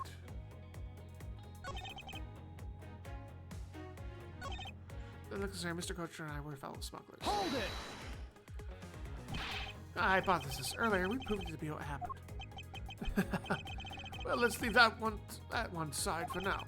It doesn't change the fact that I have no motive. Oh, so you really had no reason to kill Mr. Kocha? Well, suppose I had one, then why not? I'll indulge you. For all, this is nothing more than a silly game to me. That's how you see things. I'd appreciate it if you take me more seriously. I'm sorry. I suppose you are in a bit of a pickle. Very well. A game is no fun if the playing field isn't level. Therefore, I formally claim that I had no motive to kill him. Now, let's see who disprove it. You stand there looking proudly. No, he's killed another human being. I'm not going to stand by and just watch him get away with his crimes. Kill my co-conspirator. Cool cat. Hold it! Are you serious that just because you were partners, you had no motive to kill? I'm only following your hypothetical scenario to its logical conclusion. He's not going to admit himself that he was in league with Mr. Cochin. I suppose not. But I do know his relation to the smuggling ring and Mr. Cochin. He's the ringleader that Mr. Cochin was his subordinate, right? Correct, but I know more than just that. Mr. Von Karma, I'm sure you remember the safe in Mr. Cochin's office, correct? Yes. This safe had 2 compartments in it, didn't it? Yes, and why do you think those stolen goods were being stored in Mr. Cochin's office? Maybe because he was trying to cheat Ambassador Alba behind his back? So Mr. Cochin didn't turn the goods over, but decided to keep it for himself. Was that possible? Seems to me that both men were only concerned with their own wealth and well-being. Then that means that maybe they didn't have a trusting relationship after all. Mr. Alba had to gain. I believe that is his motive for killing Mr. Cochin. What are you people whispering about amongst yourselves over there? I'm sorry to have kept you waiting. Now then, let's continue with your testimony.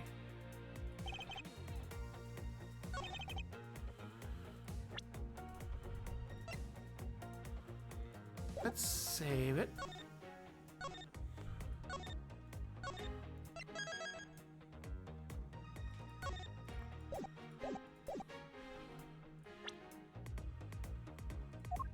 Let's see.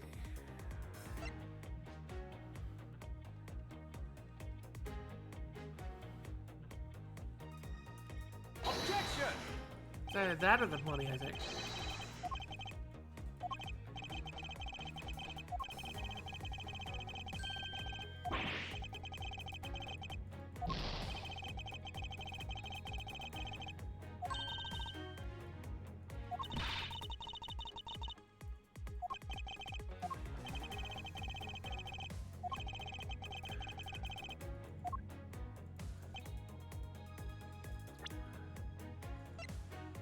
Objection!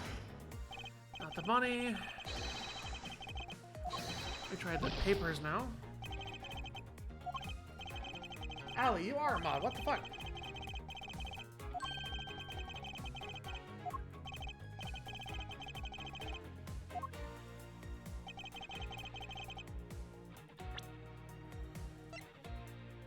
Objection!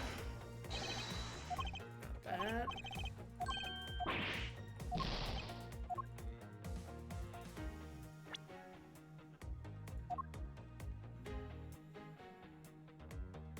Objection!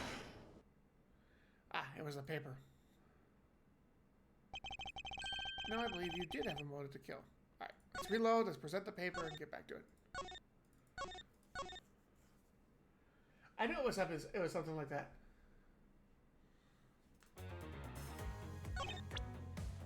No, not that statement.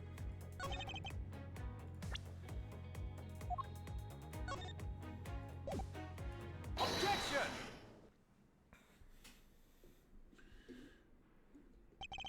If you want to know, I believe you did have a motive to kill.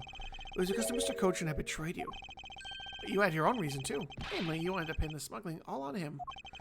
Evil begets evil, and because you were trying to test each other, it turned into this mess. Objection! I don't believe this. You have a bad penchant for telling tales, Mr. Prosecutor. And if you're not, then I suppose you have some proof to support your argument? I never use guesswork in moving my cases forward. It has been proven that this note was written by Mr. Cochin's hand. Shall we take a look at it? The content of the note is a request calling for the theft of Alabas Primado statue. Humph. By killing him and pushing all the guilt for the smuggling onto him, you walk away spotless. I believe you understand what I'm driving at. You had more than a few reasons to kill him. Objection! Are you finished with your hypothesizing? Excuse me? Let's suppose I did have a motive. Even so, a motive or a thought alone can't kill. Isn't that right? The inspector will resort to playing the semantics game with me. It appears that this is where the real battle will begin. Now then, if you will excuse me. Wait, what? I told you at the very beginning, didn't I? You only get one question. Ambassador Alba, if you could please give us just a little bit more of your time. It doesn't matter what kind of man he was my subordinate. Which is why I would like for us to figure out the real cause of his death. It is something for Babel to figure out, and not something for which I have no relation to.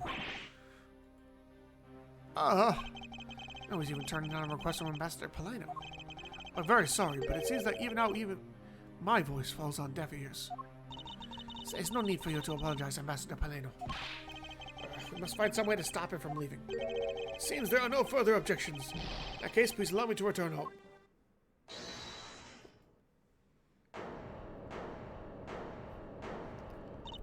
Hold it right there, Ambassador Alba. Okay.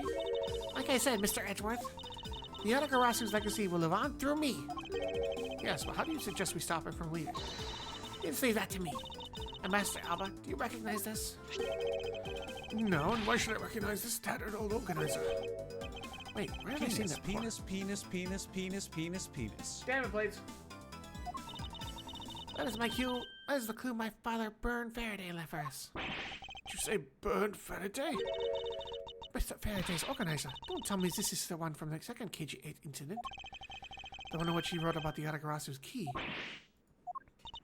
Yes, the organizer belonged to the prosecutor you had Miss Yu kill 7 years ago. Oh, I have no idea what you're talking about. Say that like it was related. You say that like it was related to me.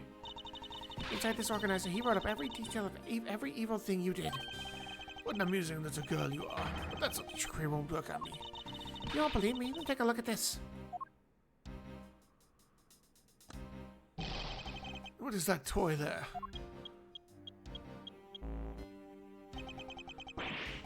That's... This thievery device was used by the Yatagarasu, or rather, by my father. 7 years ago, he used this when he snuck into the embassy. What?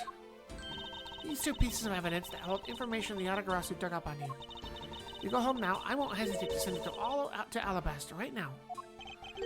Fine, you little girl. Get to the point. I want you to go up against Mr. Edgeworth one more time. If you win, then I'll hand these two pieces of evidence. Yatagarasu, I've had the thorn in my side. Okay, does that organizer really contain any information on his dirty dealings? It's nothing case-breaking, really. Ah, then it was just a bluff. Even if it was, we still can't let all my info my father had Knuckle Bad found go to waste. Plus, just the existence of Little Thief is troublesome enough for him. These two pieces. I'll say the keepsakes of your father. It's okay. I believe in Mr. Edgeworth. Come on top in the end. Okay. When the going gets tough, someone's gotta be there to put the wind back in your sails. After all this time, you're still quite a feisty one. I applaud your power, Vanija.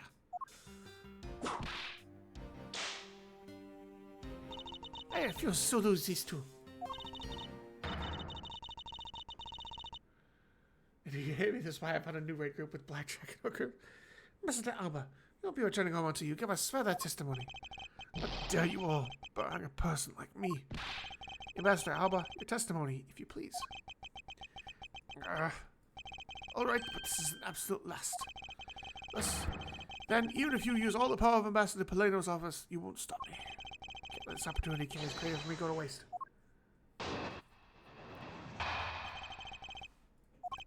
Last time I met with Mr. Cochin was here at the Theatrum Nutalis.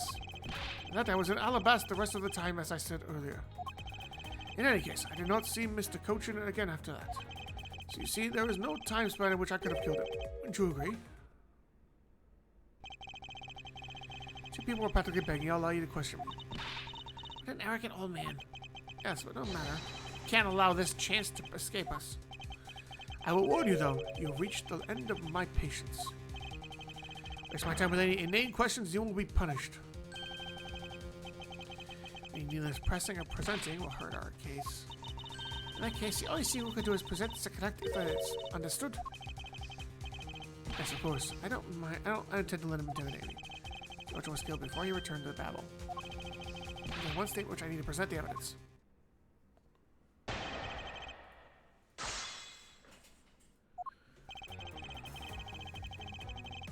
All right.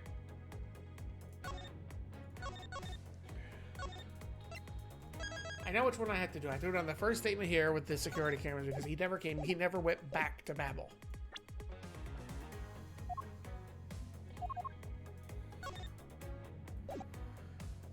Because I see he's here, and then no one came back to Babel. Objection! Nope. No, it doesn't.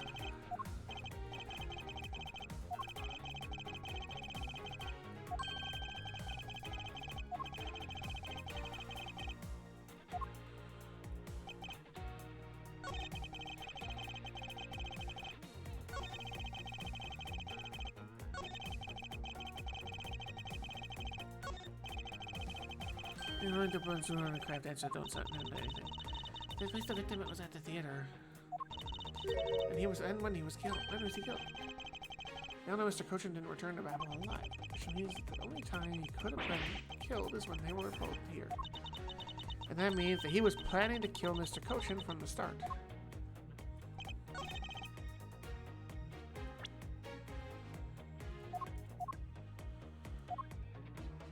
Objection!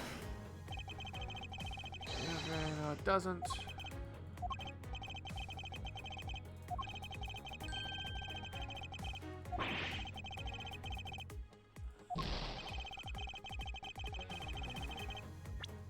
Do I really have anything?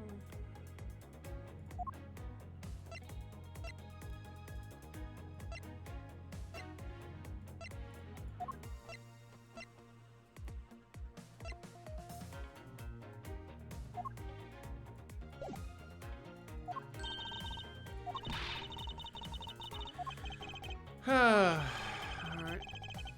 Let's load again.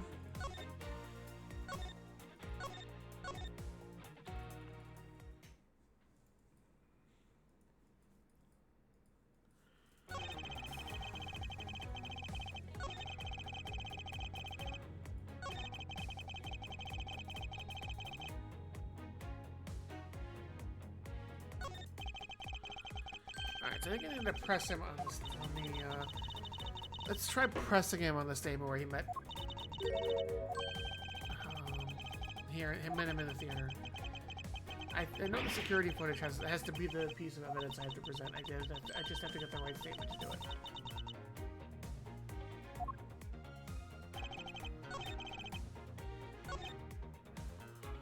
Hold it! Was the victim here? I was watching the Steel Samurai, as was Mr. Cochin, who was sitting nearby. He's asked, why is it like the Steel Samurai's, I guess, for embassy event? Like Steel Samurai Daddy, so I asked him to be at the event. So it was by the Ambassador Alba's request.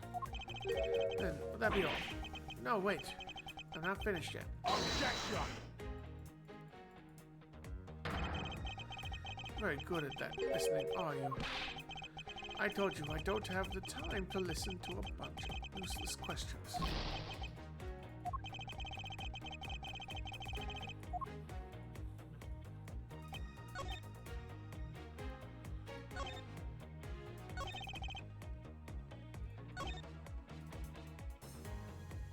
Press again, and then we'll reload. Never left Alabasta after that. Of course I did. I was in front of a large crowd to give my speech, wasn't I? So lying about being Alabasta the whole time. Alright, so that's another useless question. Alright.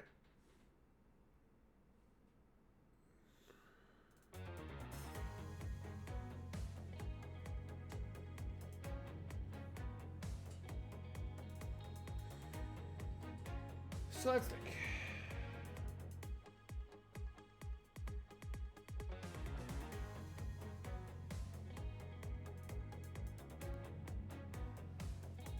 So it's got to be here because he met him here in the Theatre from Neutralis. All right, let's think.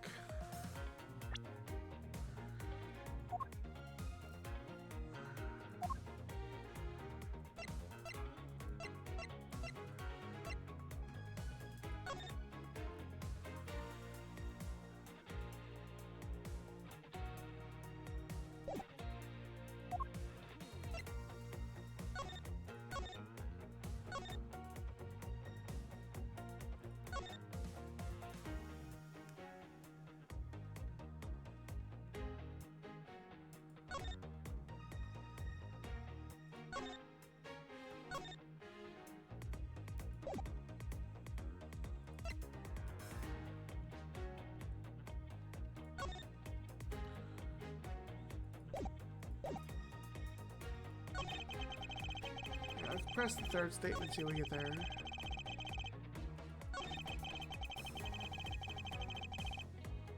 Press him here. Hold it! There was no time span which you could have killed Mr. Coach. Yes, because I was in the theater watching the stage show. Edward, do you remember seeing him sitting in the audience? I'm sorry, but I don't remember anything outside of what was going on the stage. Oh, should this have been so focused on the show? Pay attention to your surroundings. Mr. Edgeworth, it is a fact that Ambassador Alba came to the theater. But I guess you didn't know that because you didn't see him in the Steel Samurai show. I do recall that he and you had a photo shoot with Steel Samurai. It looks like you are finally beginning to understand. Oh, then would that be all? No, wait, I'm not finished yet. Objection! You're not very good at listening, are you? I told you I don't have the time to listen to a bunch of useless questions.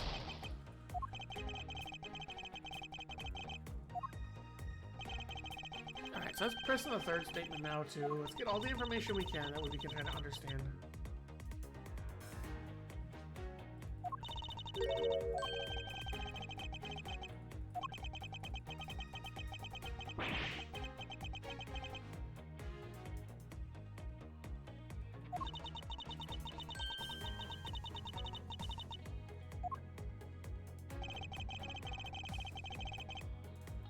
Alright, let's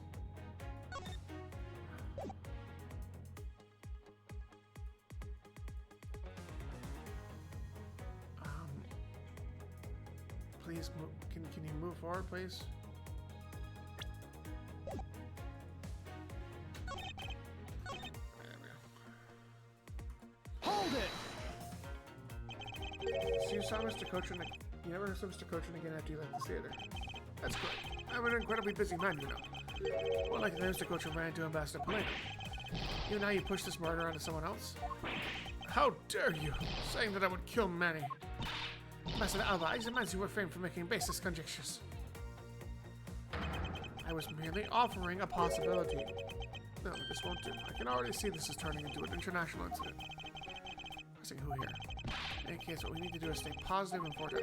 Oh, would that be all? Yeah, this whole... Objection!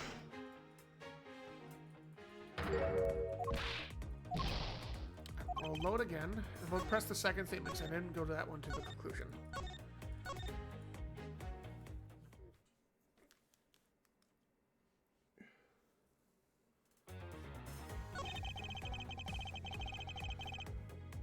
Hold it! Yeah, I'm not even testifying that you never left Alabasta after that. There, thank you. America is united behind the Eagles against the Chiefs now. I hope your team doesn't get screwed like the last two did. I guess he's not lying about being in Alabasta the whole time. Well, he's going to admit to Damastu's murder, then I suppose so. But he keeps saying that it was justified self-defense. Oh, I get it. Okay, so what if we were to pretend to be a real klutz and then tripped into Mr. Metals really hard? That'd be kind of self-defense, right? That's not self-defense, that's just being careless. You never know until you try. I suggest that you don't, especially since you've given me a statement of intent. Alright, so I'm not getting any other additional statements. Alright, not getting any more additional statements, so now we just have to figure out what we need to present and where we need to present it. That's like our Super Bowl rematch with the Pats. I'm just hoping you guys don't get screwed. I'll be honest.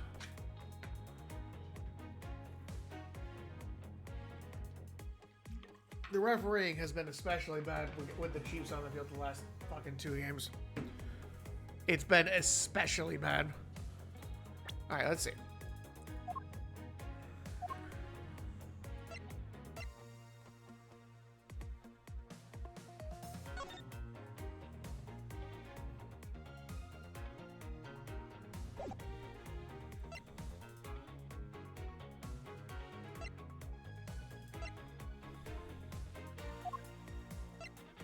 So, I know what I have to present, I think.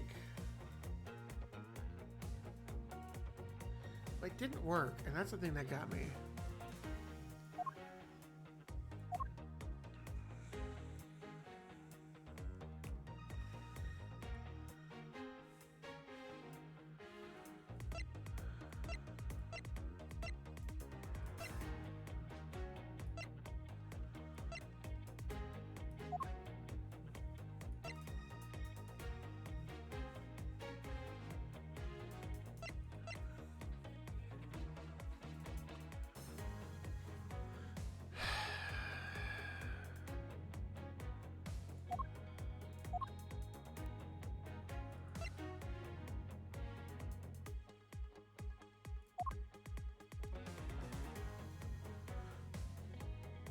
Let's think.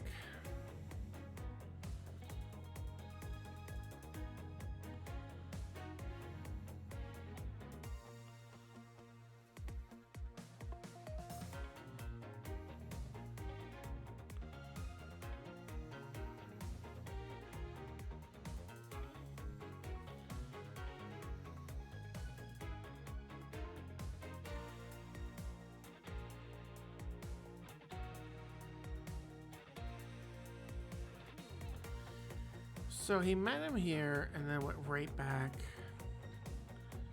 Alright, I'm just gonna try doing, like, we got new evidence. Let's just fucking start from the top. I don't think it's this, because we got that before. Let's try this. Objection! Why is it this? Why is it the picture? Why the fuck is it the picture?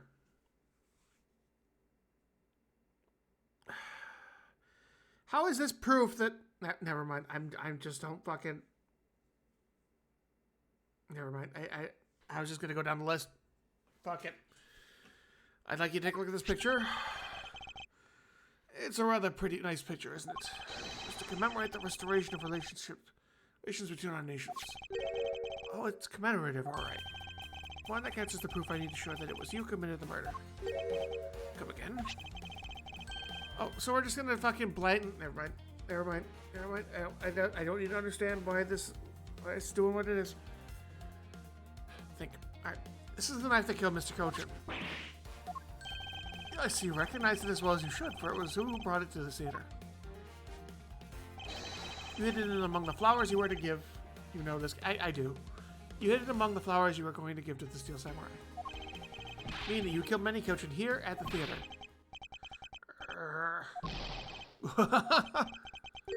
It's time for me to catch my flight. Objection!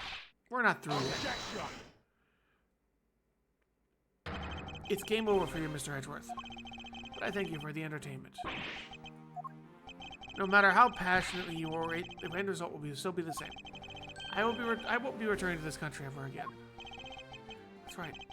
This man is an ambassador, and he has extraterritorial rights. No matter how hard we chase after him, we won't be able to have him tried in court. Yes, that's exactly the face you should be making. Face of a worthless cur. Now then, ladies and gentlemen, I must bid you farewell.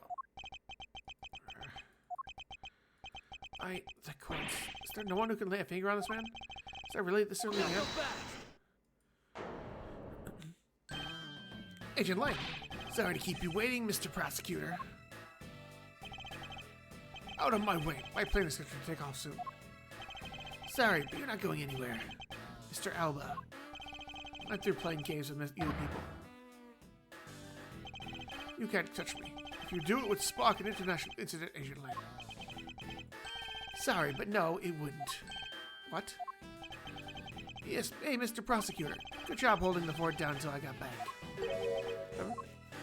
So, Mr. Alba, your diplomatic immunity has just been revoked. What do you mean, revoked? Spare me this nonsense and let me through. Lang Ji says, before aiming for the throat, chew the neck shield off first. Interpol headquarters in the Imperial household of the Kingdom of Alabast. Took a while to get things rolling, but they finally moved on it. The Imperial household? You? What have you done? You have been relieved of your duties as ambassador, Mr. Alba. What? Huh? What? Effective today. Effective right now. And you have Mr. Prosecutor's videotape to thank for this. The video the Atakarasu protected? You can't be arrested simply because you're an ambassador. In that case, I thought I'd strip you of that title. You underestimated me, a descendant of the founder and detainment philosophy, Lang Ji. 4,000 years of deeply entrenched connections and networks around the world have really paid off. It can't be. I don't believe this. My ambassadorship has been revoked. Looks like you're finally coming to grips with your new standing. Woohoo! Looks like he's turned docile again. He's probably in shock from the loss of his shield. What's a shame? I have so wanted to use my whip on him. It's happening to me. I'm just a hard-working, honest ambassador. Not so fast. Do you really think you can still pull that on us now? We've already ripped away the mask and seen you for who you really are, Mr. Elba. Ugh.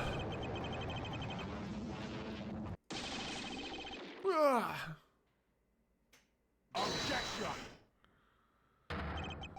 No, I won't be stopped now.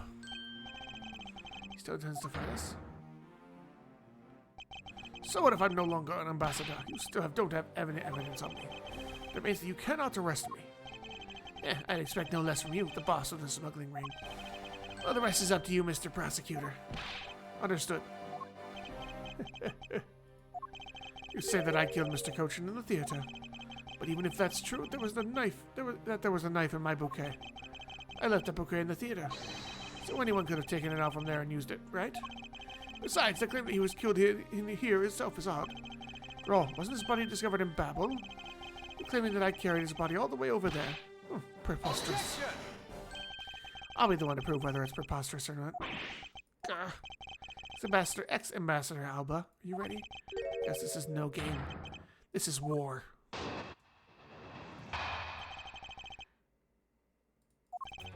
I killed Mr. Cochin in this theater using the knife that was stuck in my bouquet.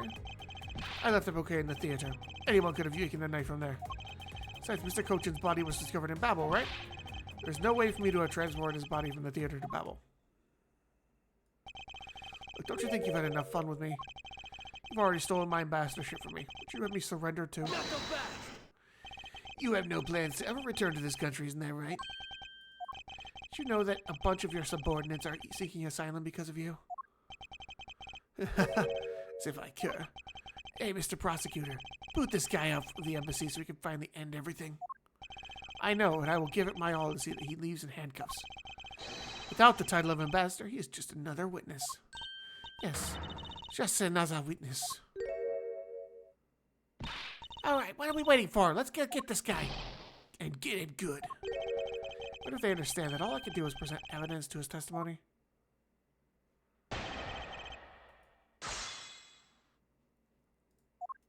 I don't think I'm under the same restrictions now. But let's save it regardless. I wonder what kind of another fucking out of nowhere shit they're gonna pull on me here. Let's see. Hold it. That's right. As I explained earlier, the commemorative photo shows that you had the knife in your personage. Objection. You have no proof that the bouquet was prepared by me, isn't that right? Excuse me. The fact that there was a knife in the bouquet was something I wasn't aware of. Not so fast. What a pathetic excuse. A weapon that was used in one of your national treasures.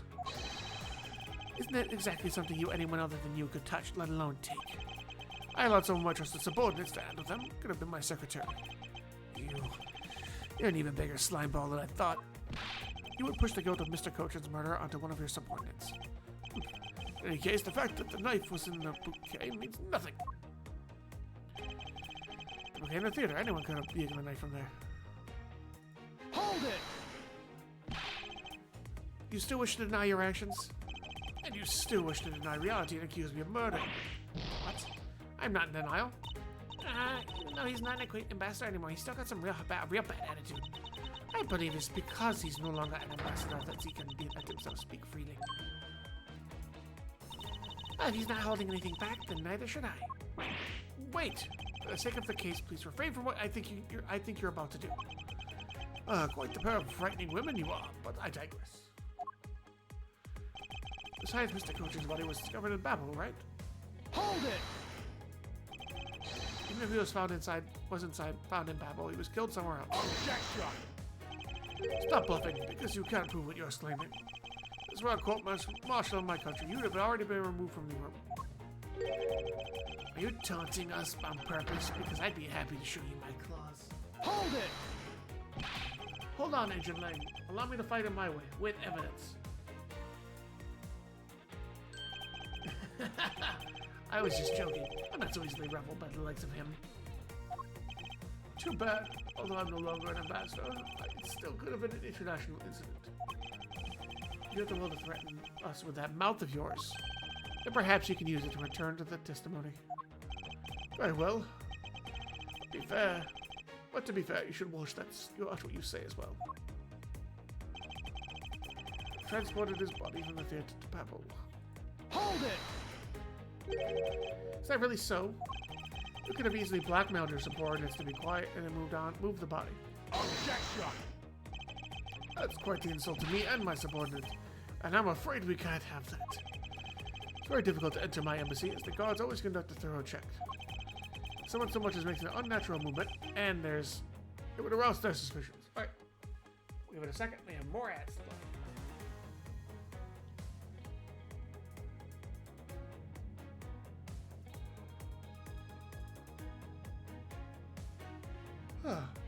We're getting into the thick of it now.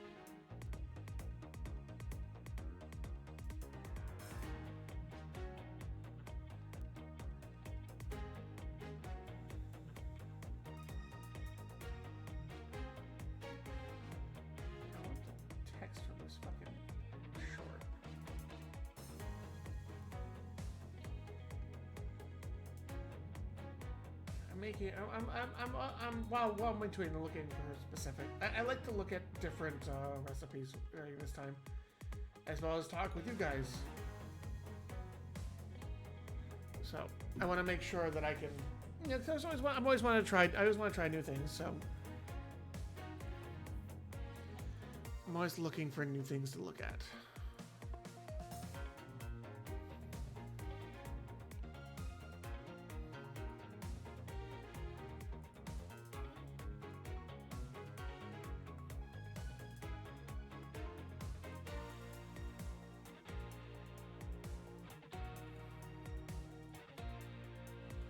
Break is back. Welcome back, everybody. Check that later. Comes to think of it, there wasn't anything unnatural about him being in the footage.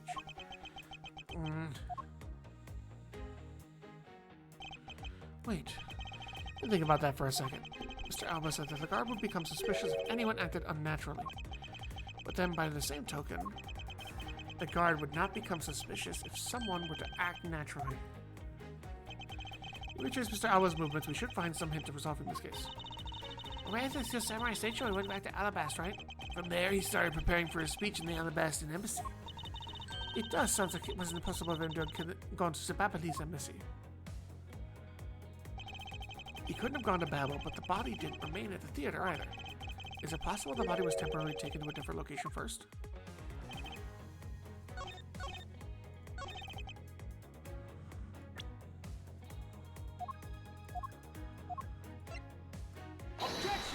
Yeah, there's the cart. Actually, I do believe there was a way to transport the body out of the theater. Perhaps you should give this a look. What is this supposed to be? It's footage from the security camera that captured the state of the immigration area. Should I congratulate you on getting your hands on it? Just I think you know it's not the only ones watching your every movement. Thank you for the warning. Now if you can take a good look at this section here. The lump here inside the pushcart. Do you know what's causing it? Should I? Because I don't. In that case, allow me to enlighten you. This is the cause of the unnatural lump under the cloth of the pushcart. Take that! What in the meaning of this? Showing me that. It's to say that the unnatural bulge in this pushcart is Mr. Koch's body. You had the Steel Samurai wheel his body away from the real crime scene. What a guess. I wonder if you have any evidence to support it. I admit it for now, but it was a hypothesis, however. You can't prove it, then I'm afraid I must be on my way. I don't have any more time to play with you people. Sorry, it took so long, Mr. Edgeworth, sir. Gabby! Detective Gumshoe, is that the Steel Samurai's pushcart? Yes, sir. I found it in the open air stage area, sir. So that's where you went. Fix my shirt a bit. Yep. The spirit that pups left within me. I thought I'd follow my gut and go with it, sir. So, Mr. Edgeworth, is this worth anything to the case? Yes. I just might play a major role in solving this case, Detective. Things are right. I thought that the entire samurai family was in Alabast. Where exactly in the open-air stage did you find this pushcart? I found it just lying at the edge of the stage, sir. Oh. Well, let's leave that for now and examine the inside, Detective. Yes, sir. Uh-oh, there's blood. It's blood. This must be Mr. Cochin's blood. Which only goes to prove that Mr. Cochin's body was indeed transported by this pushcart. I believe you understand what this means, correct? You killed Mr. Cochin at this theater and then placed his body inside the pushcart. And then you forced the Steel Samurai to unwittingly move the body for you. I forced him to move the body into Alabast? What nonsense. Why would I bother to do such a thing? You were scheduled to make a speech in Alabast, meaning it was difficult for you to make a stop in Babel. However, what if you moved the body to Alabast? Because it was your embassy that could keep an eye on it and tamper with the evidence. And then you smuggled it out of Alabast. No! I can show you how you move the body from Alabast. If I can show how you move the body from Alabast to Babel, then I win. But you can't. Security between the two countries is incredibly tight. I'll be the one to judge whether I can or cannot prove it. So I ask you to provide us with testimony regarding your movements after you return to Alabast. Grr. Yes, Edgeworth. Do you think I it out yet? But do you know how the body was moved? To be honest, I have nothing to support my hypothesis at this time. However, I don't believe I made a mistake in my logic up to this point. Which means there's no questions that can't be answered, right? The Pimento statue was smuggled successfully through a brief flight through the air. So why shouldn't there be an answer as to how the body was moved? Which means that there must be a logical flaw somewhere I can exploit.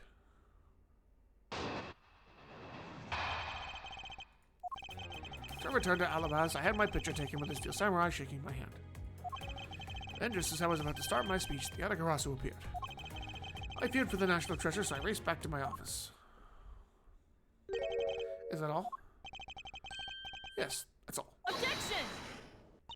It looks like you left out a few things, such as the murder of Zamasu too. Furthermore, you left out the part about meeting me in your office. Ah, those trifling matters.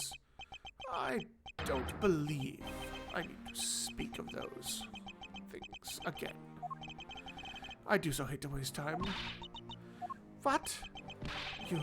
Is not every life precious? Do you really need me to answer that for you? People like you cannot be allowed to wander freely through society. Huh. Then you'd better try hard, because I doubt you'll find a single contradiction. He's really full of himself, isn't he? Yes, he is. How can he be so confident at a time like this? Come, don't be shy. Go ahead and ask whatever you'd like. Okay. Let's see what we get here. Which he did. He did have a speech. He did have that picture taken. Hold it! So I was only with the Steel Samurai. I thought the Pink Princess was also around. The Pink Princess was suffering from a bad hip at the time. But the doctors recommended that she rest. Wow, so you do have a soft side after all. The pain of a bad hip. I suppose none of you can really understand how that feels. Oh, okay. Oh, so you strain your back as well, huh? But isn't that just because you're normally all hunched over? You did need to keep up the act no matter what, I suppose. The point of this is not to discuss my back problems. For about 15 minutes after our handshake, I was in my office preparing for the speech. When I was about to start my speech, the Yatagarasu appeared. Hold it! The Yatagarasu was the trick that you had set up. A most amusing joke. And how do you propose that I set it up? If you really want to know, I can explain it in detail for you. You arranged the spotlights in the rose garden so that when you were to take in the stage, the audience would see the Agarasu's shadow. Oh, that's an interesting tale. Sadly, it has nothing to do with me. What is it going to take for you to fess up to anything? Very well, let's move on to a different question. After the Amaterasu appeared, what was the state of the rose garden? Everyone took refuge inside the embassy. Even I helped with the effort. And then once everyone was inside, well... the National Treasure, so I raced back to my office. Hold it! And what happened after you returned to your office? I don't want to keep repeating this. However, when I returned, I had that stroke of bad luck and bumped into Mask Man. Objection! And I don't want to keep on repeating this either. But his name was Demask too. Who cares what he was called? By the time he got to the permanent statue he was supposed to steal, it had already been swapped for the fake. Talk about an unlucky man. Being bludgeoned to death with a fake statue.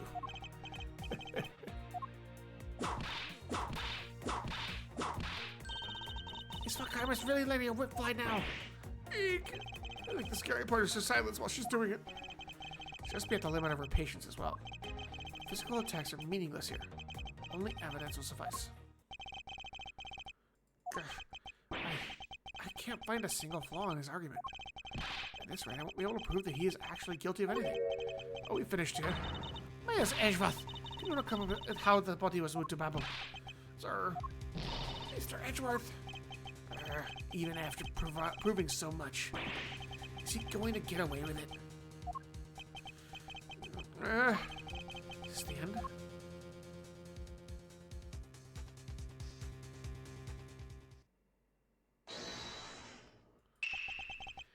Here's that we made it just in time. Oh God. It'd be a great honor if you would allow us to be your allies in battle. Evil Magistrate, it's time for you to pay. It's the Steel Samurai!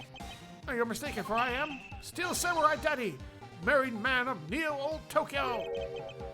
And this is Pink Princess Mommy. Edgy Poo! These two people I didn't want to see the least. Larry, what are you two doing here? I want to show gratitude, Mr. Edgy. We just want to help. Yeesh. I'm gonna get the bad guy with a single thrust of my samurai spear. Go away. How can you be so mean to us, Edgy Poo? All three of us could blame the head of this how you treat us. Well, it's just kind of... I see they managed to find the Iron Infant. Does that really matter right now? Hey! Is it just me or is the Iron Infant completely soaked? Hmm? Oh yeah! I found him in Babel, and he was in the middle of the pool. Wait a second. Larry, go back to what you just said. Huh? Oh, it appears that we made it. Not that far back. Think about finding the Iron Infant in Babel? We found it in a pool. I don't recall there being one in Babel. Oh, that! Well, I was in Alabasta the whole time. I have no idea how the Iron Infant wound up in Babel. Oh, I thought I had lost him in the Rose Garden. But I guess maybe this cute kid can swim, huh? Wait, what? Larry, you lost the Iron Infant in the Rose Garden? Are you sure about that? Yeah, I'm sure. But I found him in... Hold it! That's enough, Larry. The Iron Infant that Larry lost managed to move between the two countries. Furthermore, the Iron Infant was found soaked in the middle of a pool. That's what I've been looking for. It's another smuggling route between the countries. The key to the route the Iron Infant took to travel from Alabasta is... bilateral symmetry. Ah, that's right. This embassy was built with bilateral symmetry in mind. Detective Gumshoe. Yes, sir? There's a location in which for you to examine both states. It is where I believe the route used to smuggle Mr. Cochin's body lies. Does something like that really exist, sir? Yeah, but embassy built on a bilateral symmetry means this is where we need to examine. Take that! Detective Gumshoe, I would like for you to examine this location. You got it, sir. I'm back, sir. Good, now report. But there wasn't anything there, sir. What? I was wrong? That's wrong. You couldn't find anything there, could you? One of your precious holes, huh? I need to think about this calmly and rationally. The managed to move between the two countries. In the middle of the pool, so we need to go. He's here. Take that! Yes, sir. I'll be back before you know it. It's too late. Doesn't matter now what you do. It's all a waste of time. You will stay here with us and wait.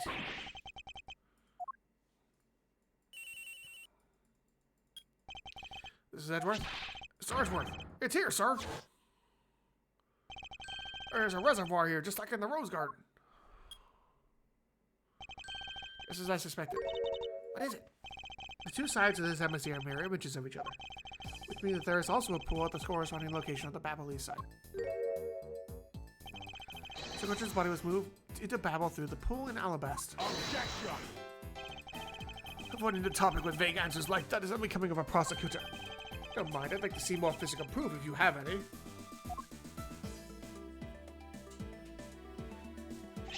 The Iron Infant is positively soaked in water. Why do you think that is? It's because he was fished out of a pool, and not just any pool. It was the Babelese one. It's pretty obvious at this point what must be true. The water reservoirs in the two country yards are connected. Objection! Where's your proof that the two sides are connected? The proof is right there before your eyes. The half-drowned Iron Infant. What? This is blasted doll! Mr. Edgeworth, I'm back. Hey, don't tell me. You guys figured everything out without me. We did, thanks to this hero of justice's son. Even if it's just a doll, he managed to help follow the door. Hey, Mr. Prosecutor, look, I don't want to say this, but it's kind of unlikely that the body just happened to have passed through the battle. This guy's doll is a doll, remember? A doll, and he's small, so I can't believe he made it, but he has a point. Yes, that's right. I'm glad someone here understands. Mr. Edgeworth, are you going to next propose that a dead body consumed through a pipe? You see, Mr. Prosecutor, our chase after this man is far from over. Agent Lang. Why is he helping Mr. Alba out now? He's not. He realized the flaw in my argument and is helping to move the logic along. In which case, I should return the favor and find the answer. And another thing. Mr. Coach's body was found in his office in Babel. So what happened to his body after it was transported to the open-air stage? Mr. Alba had an accomplice in Babel, remember? You mean Sheena, right? With her there, you could see how it was possible to move the body up to the office. Objection! Are you seriously claiming that she swam through the connected pipe with the body? He's right. Sheena would have drowned if she did that. It's hard to imagine that she swam through the connecting pipe. Looks like your hypothesis about how the body was moved is still only half-baked. In the end, it's all just befuddled musings of an accusatory man. Now then, I believe you should give up and allow me passage. Because from the start, there was no feasible method of transporting the body. What? Mr. Prosecutor, recall Sheena's movements. What's happening in the embassy around the time Miss Sheena was in Babel? Oh, if only there was a way to get rid of the water in the pool. Rid of the water? Aha, that's it. I believe this time we really are done, right? Huh. Unfortunately for you, it's far from over yet. You're almost a persistent man. Are you saying that you've thought of a way to move the body through the water? Move the body through the water? That is completely unrelated to how it was done. Excuse me. The reason I say that is because there wasn't any water there at the time. What do you mean, there wasn't any water? That's what it sounds like. Tonight's events made it possible to drain the water, allowing the body to be moved. The fires. Take that! Tonight, the Atagarasu set fire to a variety of locations in the Babelese embassy. In order to put the fires out, much of the reservoir's water was used. Of course, when the water was used, the reservoir's water level went down. If enough water was drained, the connecting pipe could be used to traverse the border. Objection! So what? The water level went down. The reservoirs were connected. Does any of this matter? You can't prove any of this. Pretending to be ignorant won't work with me. We both know what kind of situation we're in right now. Even in a game, there comes a critical game-changing moment. A moment in which you can hit a wall you must overcome in order to beat the game. I haven't lost yet. I found the route you used to smuggle the body, and that route will lead to your defense. Not so fast! Even if all the water was used by the firefighting effort, you still can't really call that a smuggling route. I know that. I should have figured that you would notice. Hey, Mr. Alba, how deep are those pools anyway? Well, you know, those pools are extremely deep. And there are no ladders or footholds along the walls either.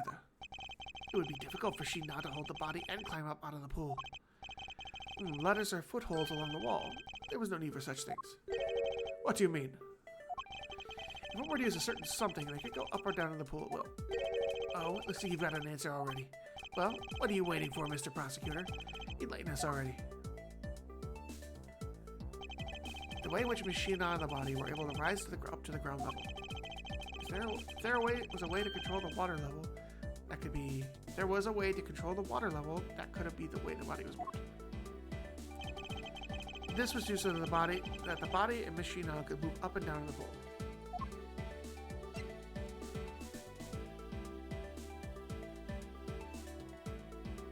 Take that! Mr. Alba used the fountain spouts in a manner of speaking. Used the fountain spouts? How so? The water level in the pools can be controlled by opening and closing the spouts. Machina and the body were lifted upward by their buoyancy in the water. The fire and Babbley aside and the firefighting effort. These were set in motion for the sake of smuggling Mr. Coach and the body. Yeah. Shall I show you where the final destination of my train of logic leads? First, Mr. Alba closed the fountain spouts in advance in preparation of things to come. He took the pushcart that was brought to the Rose Garden and pushed it along with the Iron Infant Mr. Coach's body into the pool. At this time, Sheena was busy conveniently starting the first fire in battle. She then made for the open-air stage's pool to wait for the fighting effort to begin. The firefighters used the water in that pool, the water levels went down. And by the time the fire was put out, the pipe between the pools was exposed.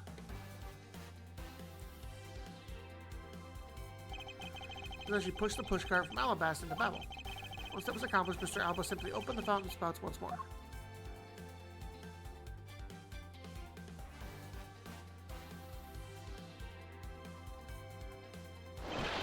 And the water level rose up to its original level along with Miss Sheena and the body.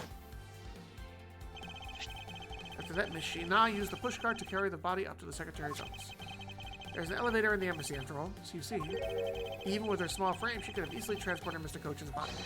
And that wraps up my thorough explanation of how the body was moved. No! Well, ex-Ambassador Alba, what do you think? Not so untouchable without your precious extraterritorial rights to protect you, are you? I knew you could do it, Mr. Edgeworth. Way to fight back. Objection! You accuse me of moving the body across country lines. When you get down to the nitty-gritty, you don't have what it takes to indict me. The nitty-gritty? What does that old man want now? Proof. I believe is what he seeks. Yes, proof. But who is to say whether or not there are any of what you said really happened? That's proof? What are we going to do, Mr. Edgeworth? There's no need to worry. I've had all the proof we need all along. But it wasn't the only thing to go through the pool's connecting pipe tonight. Just as Detective Gumshoe found the pushcart in the open-air stage, so too did I find one other item there. That piece of evidence will prove that the pools were the smuggling route. I think that was smuggled over the Babel's open-air stage. Oh, the pick. Take that! And what exactly is this? Huh. You have no idea, do you? This little piece is what I found on the Babelese side would be your undoing. A guitar pick? You care to explain how that is going to do me in, as it were? Much to your chagrin, perhaps, but this is not a guitar pick. What? This is something I found at the open-air stage, which was transported with the body. I naturally assumed you would recognize it, since you took a photo with it, after all. Since you don't, allow me to show you what this fragment from the stage area belongs to. What? Oh my gosh, it's the knife pedal. Take that! Let's take a good look at the murder weapon that was used to kill Manny Kochin. On the handle of this knife, there's a beautifully blooming flower. However, it would appear that it's missing a single petal. Now let's see what happens when we try to fit this pick in that open slot. It's a perfect fit. I assume the pedal must have fallen off the flower during Mr. Kochin's murder. And then it was accidentally placed into the pushcart along with Mr. Kochin's body. That's an interesting story, nothing more. Objection! Oh, I assure you it's more than just a story. Because for some odd reason, this flower petal was wet when I found it. It was wet, you say? And the only place it could have gotten wet was from the open-air stage's pool. Now I ask you, how did a part of the weapon which was smuggled into the theater wind up in the open-air stage on the Babalese side of the embassy? I don't think I need to waste any words explaining this, as this pedal explains it all for me. Proof that someone went from the Rose Gardens pool on through the out through into Babel. Impossible! The people of Zangfa have been waiting to see you face to face, Mr. Alba. I'll tell everyone back home. We'll be there soon. You should be happy. Why? Why? It's a little late to be asking that question. You shouldn't have known from the very beginning. When you took your first life, no matter how many may plot or how you may try to cover it all up, you can never hide from your crime and what you've done. Because we're here to see that justice is served to people like you. You can't call what you've given a perfect argument. You know, I don't think this guy is going to ever admit to his wrongdoings, Mr. Edgeworth. Because he values himself above all else. People who can't be negotiated with, or people who refuse to admit when they've lost. I don't believe those kind of people really exist because everyone breaks eventually. You're right. In that case, I have no choice but to use all the evidence I have. I'll use it all until he breaks under the weight of his crimes. Sir Alba, I request you testify once more. Fuck you, Openings. This really will be the end of the line.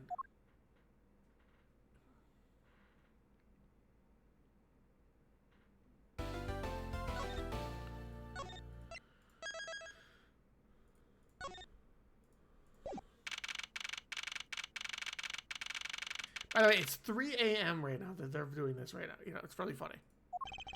Mr. Alba, I request that you testify once more. Is there anything else for me to testify about to fully prove that it was Mr. Alba who murdered Mr. Kochin? Well, I'd like to hear about your movements before the murder occurred. I wonder if you could tell us about what you did here at the Theatrium Trellis. Very well. Suppose I could tell you about that. It was all I did was watch the Steel Samurai stage show. Elaborate on that. Even that alone is good enough. He's going to say he used the spear thrust because he's a fan, not realizing the spear was bent. I'm calling it. The only way for me to place this man under arrest is to pinpoint the exact location of where the murder took place. For that is the key to this investigation.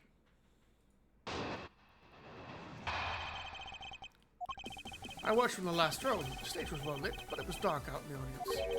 I swear I was there in the audience, but it's hard to prove that, I suppose. I do remember the contents of the show very well, though. Is that proof enough for you? Those moving scenes were seared into this old man's heart. I'll never forget them. So you were in the theater proper watching the Steel Samurai Shade Show, were you? Of course I was. I have a great fondness for the Steel Samurai. Yeah, I was pretty cool up there, wasn't I? You're not the one who was cool. It's the Steel Samurai who was cool. Yeah, and the Steel Samurai's special finishing move today was certainly something, huh? Hey, Angie! Who is she? Who is this super cute girl? She's been standing here this whole time and only now he notices her? Her name is Kay Faraday, and she's helping me in my investigation. Sorry I didn't get to introduce myself earlier, but better late than never. Yeah, so Kay, I'm Larry. Larry Butts! Silence is a peanut gallery. There's no time for such trivialities at a time like this. Mr. Prosecutor, this is the final battle. You got that? I know. This is the end. For that man there. Now that's the kind of thing I like to hear. I think I'll give trusting you a try, Mr. Prosecutor. Or rather, Mr. Edgeworth. I leave this criminal battle up to you, Mr. Edgeworth. Have no fear, I will finish the job. This really is the end game. Time has come to expose every last one of Mr. Alba's lies. I already know which one I need to press. I need to press his final statement, where he says he remembers the contents of the show, where he's gonna mess up the ending scene because he didn't finish the ending. He killed him backstage while the show was going on. Hold it! I agree. Today will be the day to remember. Especially when we finally make you pay for all the wrongs you committed. What? Hey, that's what the Steel Samurai says when he defeats the evil magistrate. Yeah, actually, that line was just something I ad-libbed. You may act all surprised, but naturally you remember this line, don't you? Of course I do. I just now understand how the evil magistrate felt, that's all. Allow me to make you identify with the evil magistrate some more. Hey, that makes you the Steel Samurai, huh? Well, if you had to compete the analogy, I suppose then, yes. We would send to bring the curtains down through the bank. Remember Mr. Alba was really here watching the show? I don't think so, because the only time he had to commit the murder was during the show. The time he could have placed the body into the pushcart was during the scenes when the Iron Infant was not out on stage. That means that by the end of the stage show. The body was already in the pushcart by then? No way! You mean I was pushing a dead body around? Then you use me in such a foul manner is unforgivable, you evil magistrate. Well put, Steel Samurai. And I will show all those present. Just to the evil magistrate that the Steel Samurai must defeat. Alright, this, I pressed the last statement, said this one. Hold it! Well, I remember the contents of the show as well myself. That's nice. That's nice. Yes, Edgeworth, don't allow yourself to be riled up by him at this important juncture. I wasn't planning to let him. Well, if you ask me, I think I'm the biggest Steel Samurai expert around here. Didn't you think the climactic scenes of today's show was totally awesome? Yes, I remember as well. The spectacular special move. We delivered the final blow against the evil magistrate. Early summer rain jab. Oh, that scene will live on in my heart forever. And there it is. Is that how it went? I totally forgot about that. How can you forget your own special moves? That's a special attack that the Steel Samurai uses when he's using the Samurai Spear. Yes, and today was the first time I showed it off, was it not? If I hadn't watched the show, then how could I answer you with the name of the move? You are correct, but if you could please elaborate on this point for me. Hold it! I didn't want to do that. Early Summer Rain Jab was a move to be real today. And because of that, I saw that brand special move, I believe it comproves my alibi. What's that? The only way he got to protect himself is that he watched the Steel Samurai. I guess this guy really has nothing else left. Yes, and to avoid arrest, you bet he'll say it or do anything. With all of us here, there will be no escape for him. Yeah! We'll find a way to bring him justice. Now then, let us continue with your testimony, Mr. Alba. Very well. Steel Samurai special move in the various other scenes. Previous one. Present. He couldn't do that because the spear was bent. Objection! Called it. I fucking called it. The special move today was the early summer rain jab. Is that your final answer? Objection! You little irritating nut. Do you really think you could trick me by asking the same question over and over? That was not my intention. Your testimony is more than sufficient. However, I believe it would be wise for you to take a look at this. The Steel Samurai Spear, what about it? This spear actually never made it on stage today. Excuse me? Unfortunately for you, tonight's Steel Samurai happened to be a goof of a young man with an abundance of useless hot-bloodedness. Having said that, said useless man bent the spear during his rehearsal this evening. Cake, do you remember what the Steel Samurai special move was tonight? It was the Steel Samurai Sushi Slash. Correct. Because he couldn't use the spear, a last-minute change was made. Had you really been watching the show, you would have known the move that was used. Quercus Alba, you didn't watch even a single minute of the Steel Samurai stage show tonight, did you?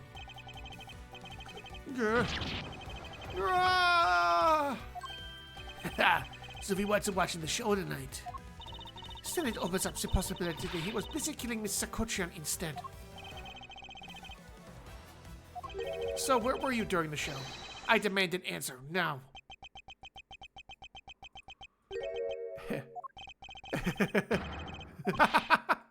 What's so funny? You're so sloppy. And so are your conclusions. I still insist that I watched the show. Or most of it, in any case. What do you mean by most of it? You see, during the show, I left my seat for a spell to visit the bathroom. I assume that was when that dramatic scene was played out on the stage. That's the lousiest, lamest excuse I've ever heard in my life, pal. Just because he got the name of the move wrong. We can't really use that to prove that he didn't watch the show at all. As a fan of the Steel Samurai, I had wanted to watch the entire show. Honest. Objection!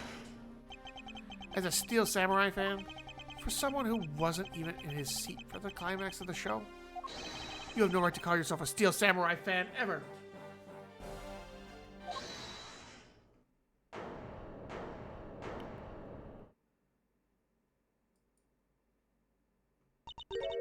Who was that just now? It would be I, young lady. Larry, what are you doing interrupting me like that? Edgy, please hold on a second, I beg.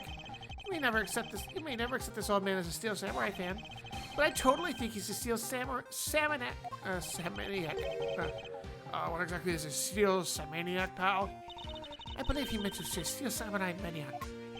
Yeah, and trust me, I know a real fan when I see one because I'm the Steel Samurai. Objection! I will never acknowledge you as the true Steel Samurai. What are you getting worked up there over, Mr. Edgeworth? It appears that the real Steel Samurai recognizes me as a fan. As well he should, for I am a fan. It's not as though I missed the entire show. It's the most amazing show filled with the spirit of the young and the young at heart. Huh. Sarcasm chipping from his long wooden nose couldn't run anything out. The name of the move wrong only proves that he didn't watch the last scene. What I really need here is something more definitive. It links Mr. Alba directly to the murder of Mr. Manny Cochin. You know what, Gramps? You really are something else. I wanted to receive such praise from the Steel Samurai, but what is it for? Well, I was just wondering how you found out about the early summer rain jab. That move is a bit of a secret that only a small portion of the staff knew about. Wait, it was a secret? Larry, wait, what did you just say? Huh? Well, did I say something stupid again? Did you say that the early summer rain jab was actually a secret? Well, maybe I shouldn't have said secret. It's like we only decided on the name of the move right before the start of the show. Right before? Yeah, the stage director was going nuts because we were supposed to debut the move. Well, 5 minutes before the show, we threw it up on the dressing room's whiteboard. Early summer rain jab. That's kind of how we decided the name of the move. But by the time I'd already fed the spears, so I guess the whole thing was kind of pointless. Oh, it's not your samurai actors are the same. The director has my complete sympathy. Long story short, because we changed the move to the sushi slash, we kind of pretended the early summer rain jab didn't exist at all. I mean, it'd be bad if someone found out we changed the move, so we made it a secret. So basically, a gag order was issued for publicity's sake. It almost makes the early summer rain jab sound like a lost art. Yeah, which is why I think most of the staff haven't even heard of the move. Hold those lips of yours still. What in the heck, old man? I've done nothing but listen, and from what I can tell, it's all very unrelated to the case. It's also very tedious to the point of exercise and wasting time, much like a kid's show. Objection! Mr. Alba, I believe the one who should be quiet now is you. How dare you? I suspect you've already noticed exactly what the very severe implications are in this man's testimony. So now you're trying to bully me, huh? There are no implications to be read into a behind-the-scenes story of a kid's show. Knuckle back! Don't even think about trying to slither your way out of here, this Quercus Alba. You were the one who said it yourself, but the name of the move was Early Summer Rain Jab. But that name was only decided upon right before the show was about to start. So, just what are you driving at? That the name of the move you just told us was never used in the show or said aloud.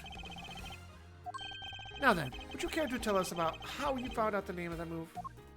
Because I can only think of one way you could have known. Quercus Alba. This is the only way you could have known about the special move. You saw it. I think they said cut in this game. You knew the man because you saw it. You saw it on the dressing room's whiteboard. The staff members who knew were keeping it a secret. So you couldn't have simply gone up to a staff member and asked. Which means that the only other option is left is that you saw it on the whiteboard. So that means Mr. Alba was in there at some point, right? What's the big deal, sir? I don't see what that means. Oh, 2-minute ad break. Right at the big part. We gotta hold on. We're waiting. We can't go any. We don't want to go any farther. We got the ad break. This is the big moment. We can't let anyone miss out on that.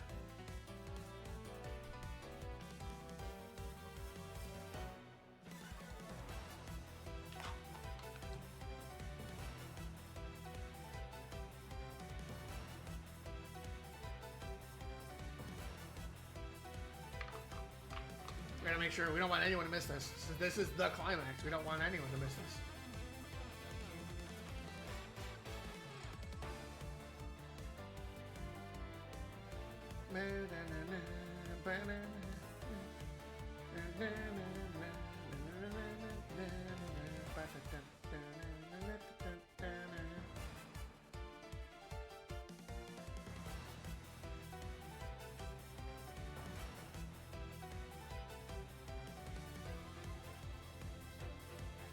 Slow back. Yeah, I know. We're right at the end. We can't fucking Twitch ads are just like, no, you gotta keep it going.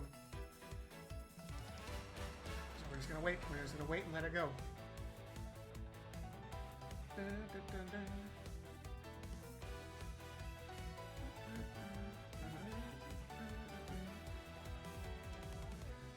We're back and we'll be able to finish this off. I should have grabbed water so I just finished mine. But we'll finish this up first.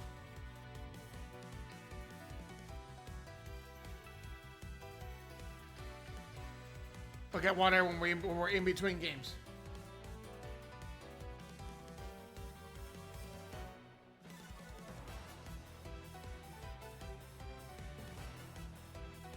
All right, everybody, welcome back. It's time for the climax. But I don't see why this is a big deal, sir. I don't see what that means. There is another piece of evidence that has a great deal to do with the dressing room, so we can't afford to let this slide. This is related to both the dressing room and to Mr. Cochin's murder.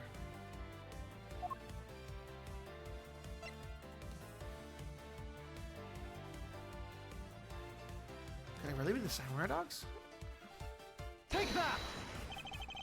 Nope. Nope, I was wrong. We don't want to. I don't know why I fucking still have these things if they weren't used right there. Let's look here.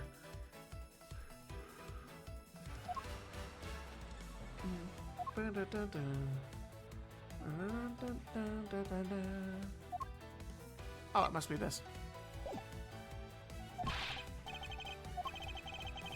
And we'll skip right through this.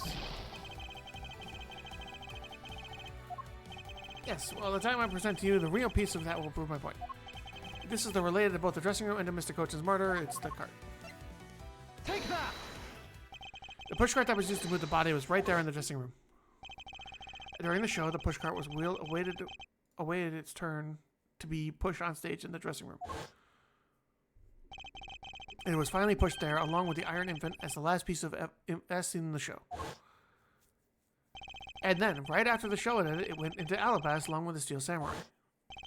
Which means that the only time the killer could have placed the body inside the pushcart was when the pushcart was in the dressing room backstage. So basically, the killer had to be someone who visited the dressing room during the show. Precisely.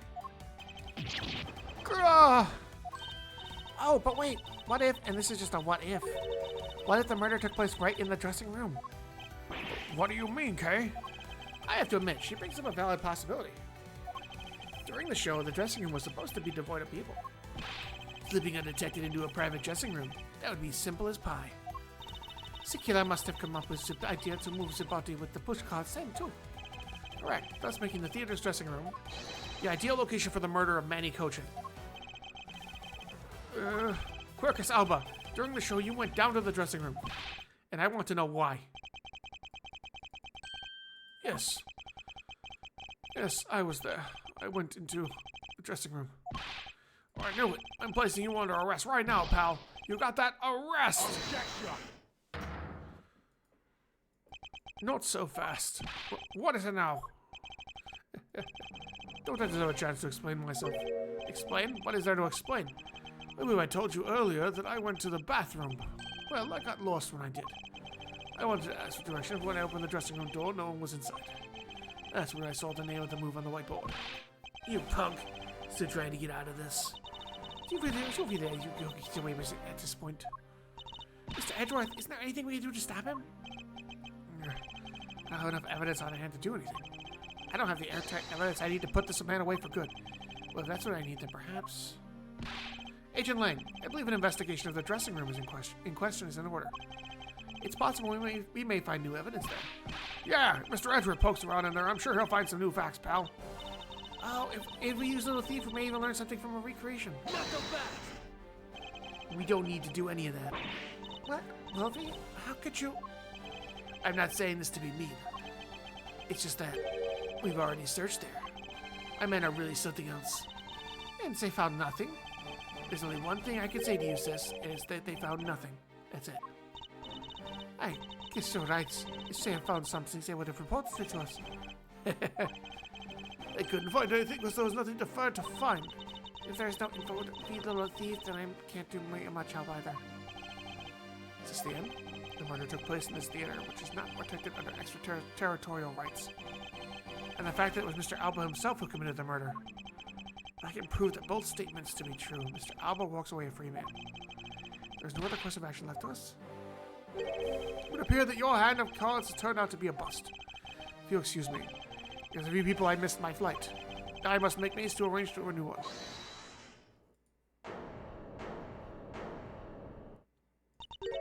Who is it this time? Hold him right there, you whipsnappers! First Larry, now you? What's with the scary mobster-like scowl on your face, Itchy Poo? Don't treat me like I'm some sort of nuisance. I've been meaning to say this, but all of you keep talking about things I don't get at all. You're leaving this old lady in this sad, depressing, lonely dust. I'm here to cry about crying. I do have to speak up right now at this instant. You know what, Itchy Poo? Cheer up. Because I want to give you the most wonderful thing. The most wonderful thing from you? It's so super special I couldn't give it away just to anyone you know. Ah, my special present of love to my sweet Itchy Poo. Are you ready? It's this. It's a box of those samurai dogs, right? Oh, Itchy Poo, here, I'll go eat one. You'll feel bright as rain.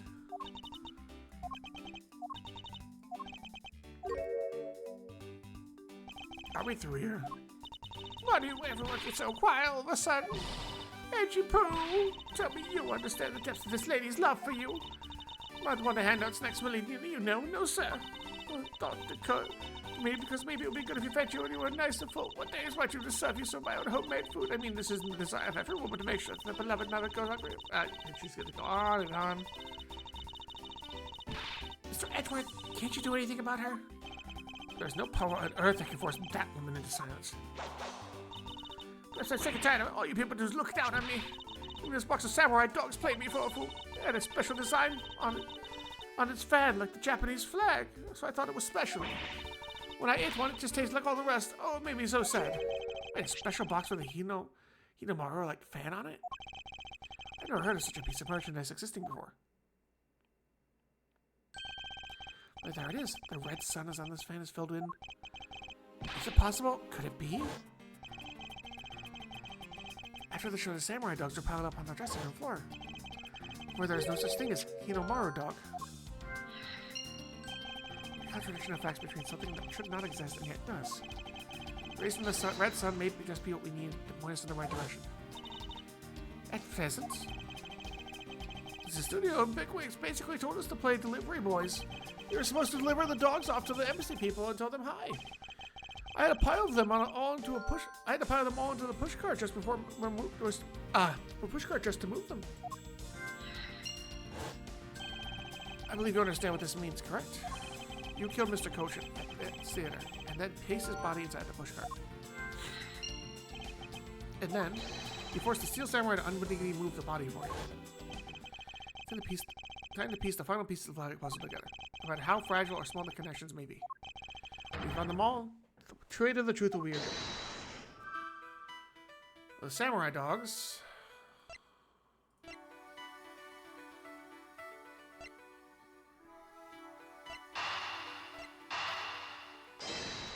I probably have this backwards.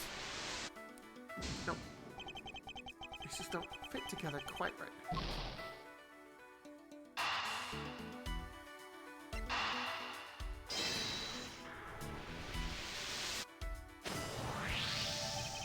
The killer used the pushcart to transport the body, which means that they had to remove the samurai dogs from within first. Therefore, the samurai dogs that were piled up on the dressing room floor were most likely taken out of the pushcart by the killer.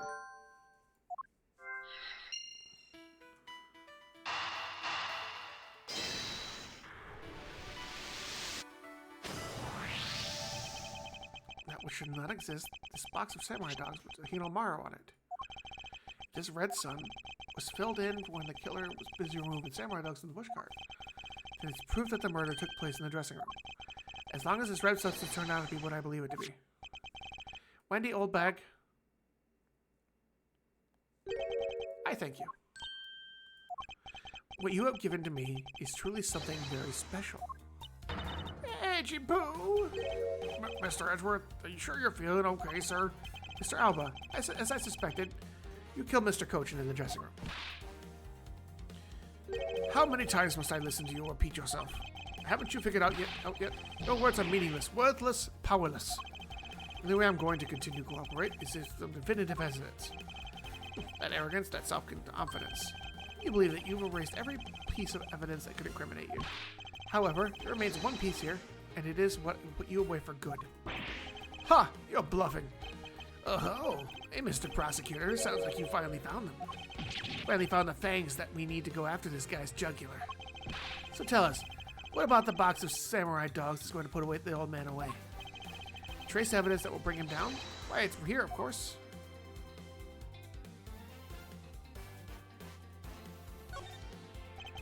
This box of samurai dogs with a Hinomaru fan on it. This should never have existed.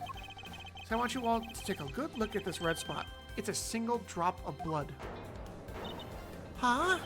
What? Blood, you say? Agent Lang, I'd like this blood analyzed post-haste. You gotta admit, I'm a bit surprised. I can't believe we found blood in a place like this. Hey you, get this down to the lab, pronto. But why is there blood on the box to begin with? If we think about the flow of the crime, I think the reason will become obvious. Larry, you said you transported the samurai dogs with the pushcart, correct? Yeah, you have a great memory, Edgy. That pushcart was a bit too big for my son, you know what I mean? So to make sure everyone could see him, I had to pile some stuff in. Figured if the samurai dogs were there, I'd use them to fill up the cart. If what Larry says is true, then what were the boxes doing on the floor? Ah, I see. The killer took them out in order to place the body in the pushcart. Exactly, and that is when I believe the victim's blood found its way onto that box. But when my men investigated their room, not a single box of samurai dogs was in there. Because the missing staff members had already confiscated them. Yes, no doubt to hide the evidence of the murder. It's a good thing Miss Oldbag managed to steal that one box right before they got to them, huh? Looks like Miss Oldbag also managed to put this great thief to shame. What a scandalous way of putting that. I steal. I received it for myself. Quercus Alba, I'd say this was one very fatal oversight on your part. Sorry to rain on your little love fest, however. How? How can he be so self-confident in a no-win situation for him like this? That blood turns out to belong to Mr. Kochin, then what? Heh. So Mr. Edgeworth, it sounds like he's not ready to call it quits yet, huh? The sole piece of evidence was at the scene of the crime. That alone has shed light on a new fact. At the very least, we now have proof that the murder occurred in the dressing room. And you say that like it means something. Huh? Excuse me, sirs.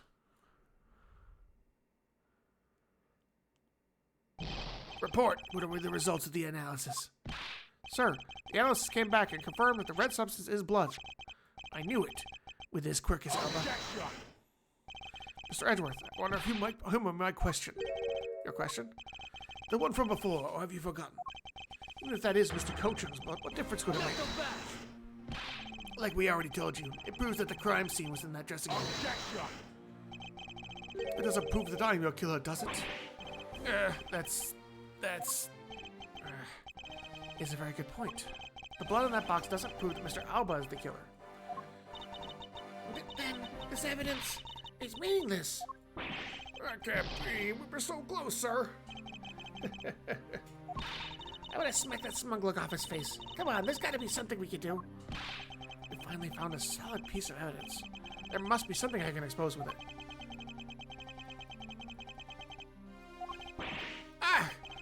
I can't think of a single thing. I can. I think that the blood is actually Alba's on the box and not Cochin's. And because the guy never confirmed it was Cochin's blood. If you'll excuse me, I'll be on my way.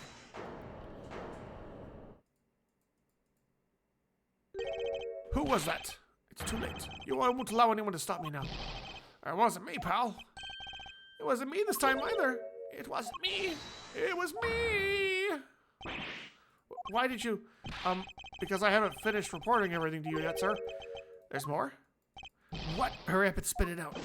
Yes, sir. That blood I mentioned. It's not of the same blood type as the victims.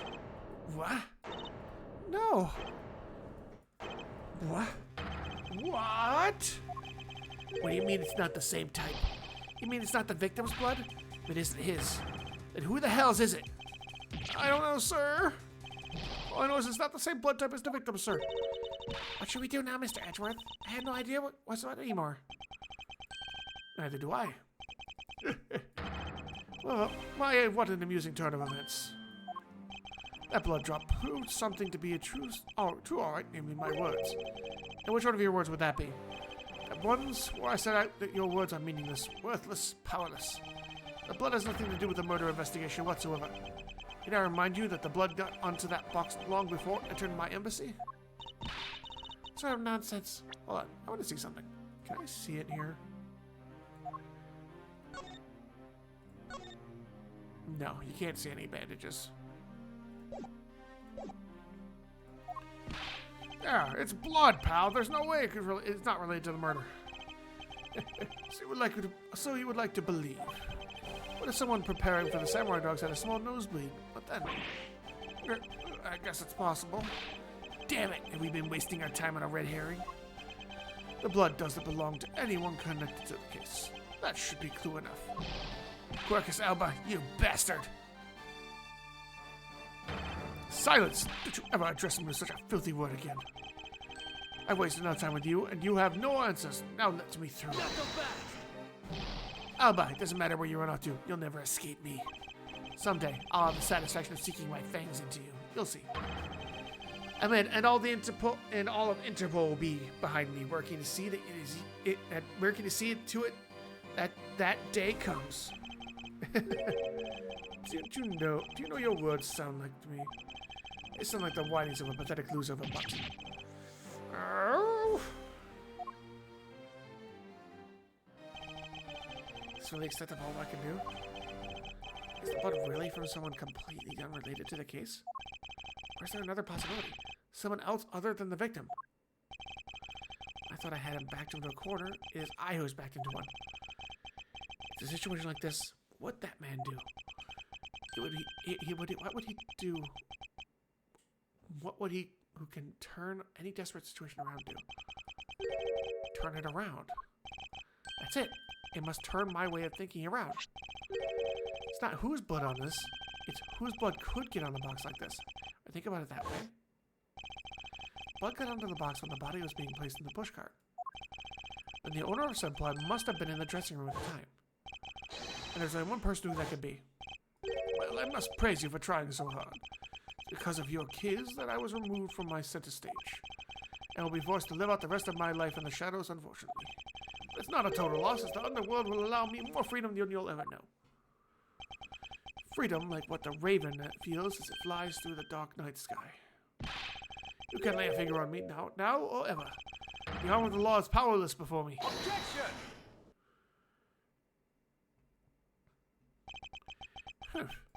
Powerless, is it? I wouldn't be so sure about that if I were you. What do you mean? Allow me to describe you in one word. Pitiful.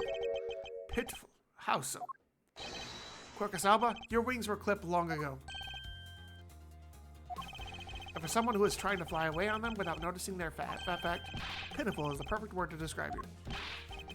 Ah, mere words. What do you mean by his wings are clipped, Mr. Edgeworth? Just what you think I mean, Kay.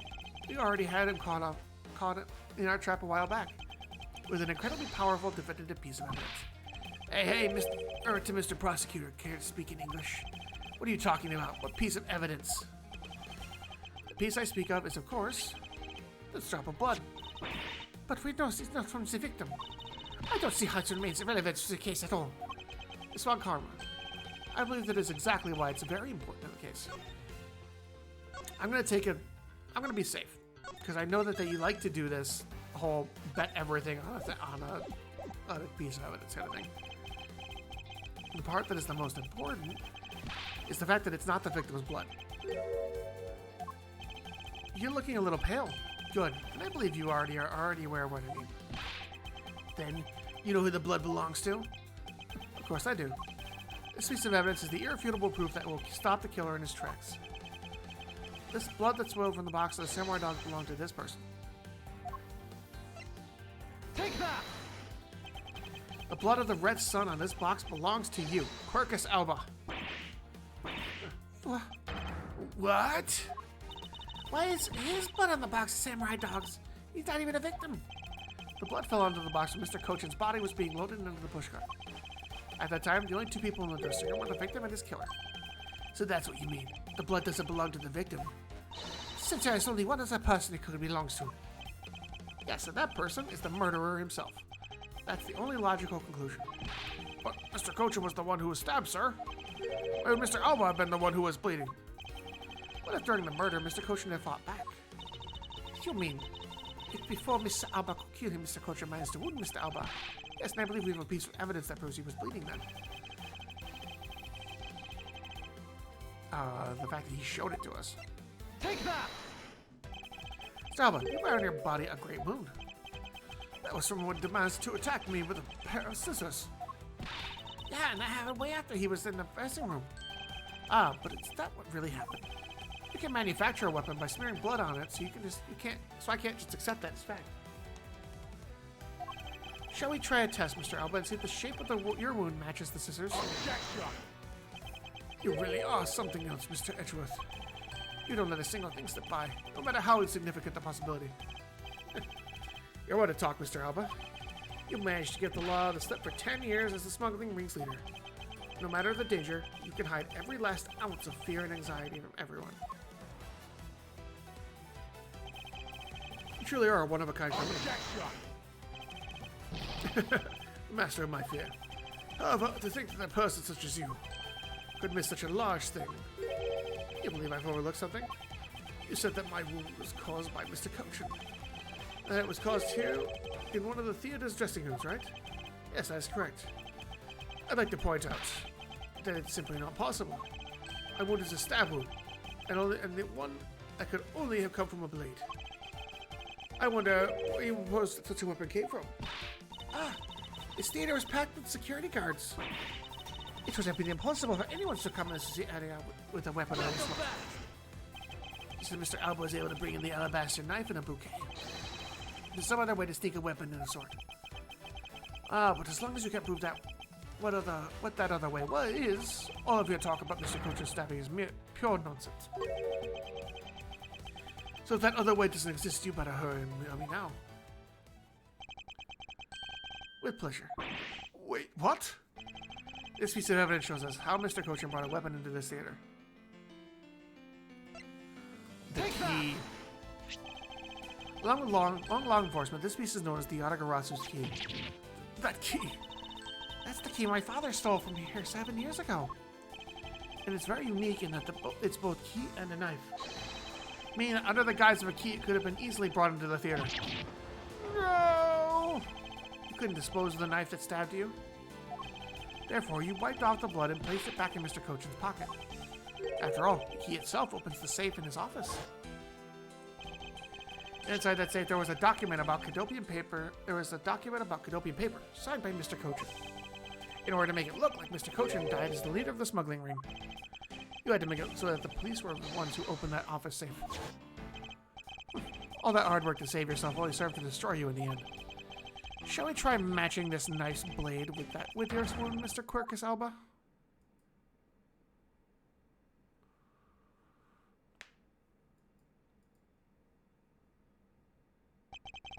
And that is what some may call the coup de grace. Impossible. You can't take me down. Swine, all of you, especially Manny Cochin. This is all because of that man's betrayal. He sought to steal control of the smuggling ring from me by removing me as ambassador. This is why he deserved to die while bearing the guilt for all my crimes. This is why I sent the Yatagarasu's card, and how this incident was born. Manny was supposed to be the smuggling ring's leader who was killed by the Yatagarasu. But I had yet another reason, yet another story that was supposed to play out. Manny's death was supposed to bring everything to a close. And I would have gotten away with it too, if it weren't for you meddling prosecutors. Mr. Alba, I'm afraid there is one more question I forgot to ask. This country is, or Alabas, which country's court would you like to face first? Either way, it's game over for you. Edgewa!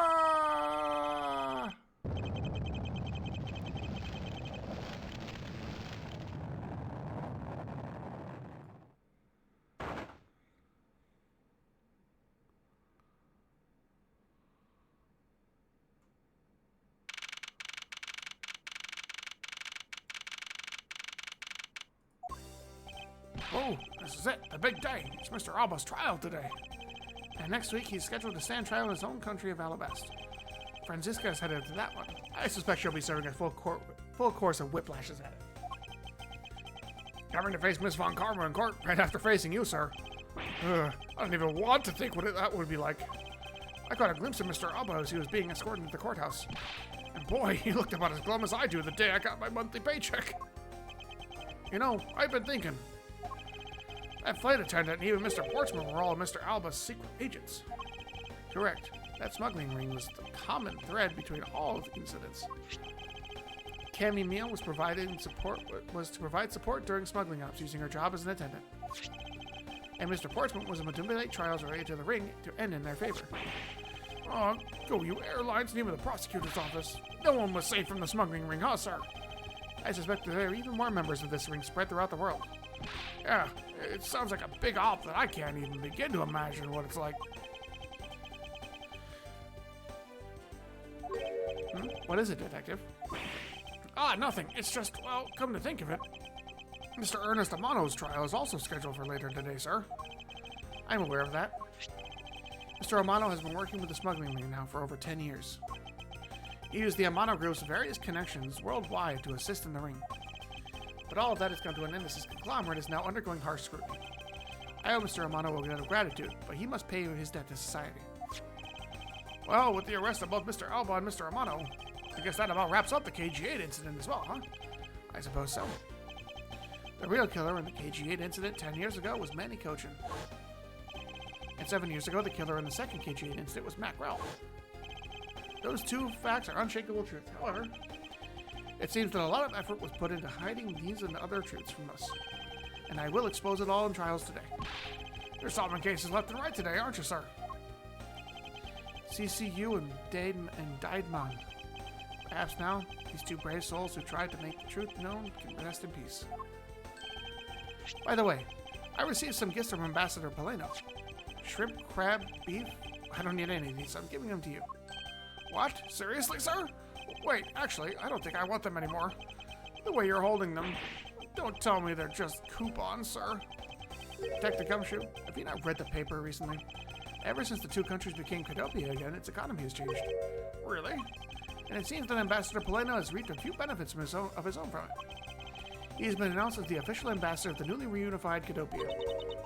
Ah, but what a pity. Even though every item he sent is a treasure, you don't seem at all that interested. Well, if you don't want them, I can give them to my lovely assistant Kay. Wait, that's not what I said. Mr. Edward, please let me have them, sir. Actually, come to think of it, where is Kay? How come she's still not here? Hey, you've got to be more alert than that. I can't believe you didn't notice. I was even mimicking Mr. Edgeworth's voice for a bit. I totally didn't notice you, or realize that was you. Langsy says ferocious love blooms within each new spring. Agent Lang, a pleasant surprise to see you here. It's been a long time since I set foot in the courthouse, but I wasn't gonna miss watching the guy who screwed up my country finally get what's coming to him. Well, that and something else. I want to see you in action in court. Is that so, Agent Lang? We fleshed out all the counterfeit bills, so Zangfa is finally at peace again. And it's all thanks to you, so I just want to say thanks. Wow, I never thought I'd see the day old Wolfie says thanks to Mr. Edgeworth. I should be the one thanking you, Agent Lang. If you hadn't negated Mr. Alba's extraterritorial rights, I would not have been able to bring him to trial. I believe the victory belongs to both of us in this case. A shared victory, huh? Look, don't get me wrong. I'll still never forgive you prosecutors. And I have zero interest in that truth thing you talk about in court. I've always done things my own way, and that's not about to change. You got that? Well, I see. Well, I believe you should follow your own creed when you do your job. Yeah. If there's ever someone your precious truth can't catch, feel free to sit around and cry about it all you want. But as for me, I'm going to get that person no matter what. Heh. All right. It's about time for the trial to start. I will see you later. I'll be watching your performance from the gallery. I'm looking forward to this. I prepared a whole ton of ticker tape for today's victory, sir. I hope those are around when Mr. Edgeworth wins. Hope you've got enough because I'm going to go call my men up as well. A modest amount of ticker tape goes a long way. The scene shifts to the courtroom and the final act of this long tale begins. The legend of the great thief Yatagarasu. It's the story of those who chose to dedicate their lives to the pursuit of the truth. Prosecutors are those who seek a guilty verdict for the defendants they meet. And to that end, you have no choice to win by any means necessary. That creed was forced on me since I was very young. However, I no longer think that is what all we prosecutors do. And because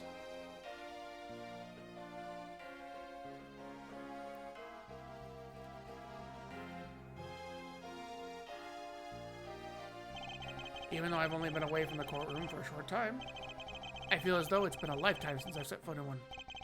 And today, more than any other day, I feel the fight within me rising. Booyah, we did it. First one down. We have one more game to do in this collection.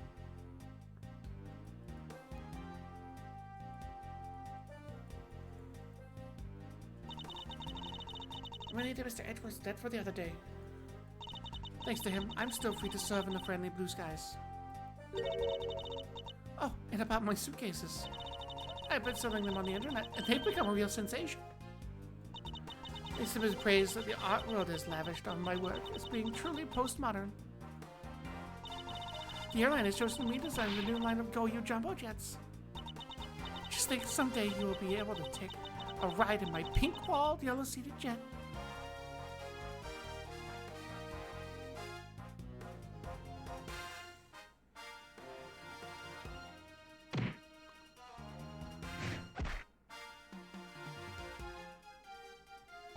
Edgeworth, I'll have rudeness of a rude man.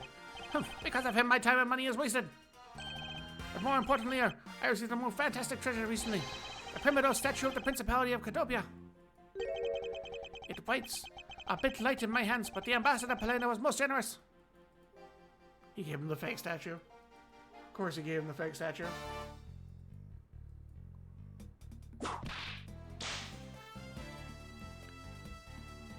He finally caused the Agent X killer, and I was able to witness Mr. Alba's teary eyes.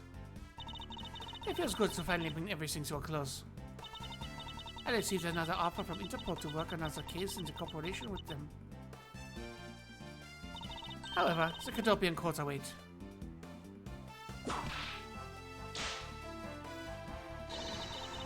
Cadopia air is supposed to be very fresh, so my wits should find a new vigor there.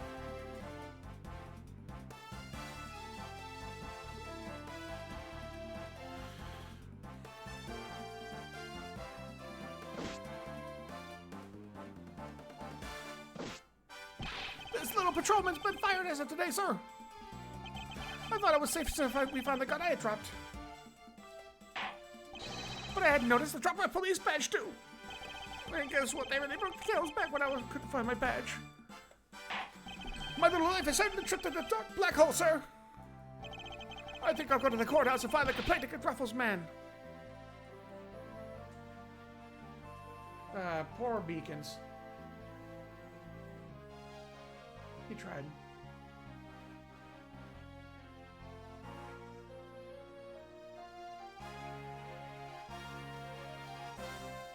I was actually hoping to talk with Mr. Edgeworth a bit more than I did.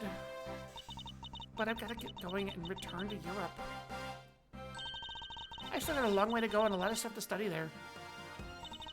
Next time, I'll help Mr. Edgeworth on a case. I'm going to do it as a real forensic scientist.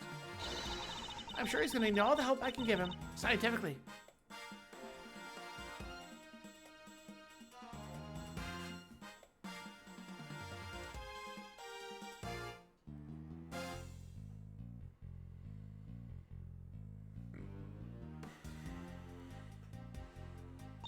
Oh, because the kidnapping was staged, I lose that off easy.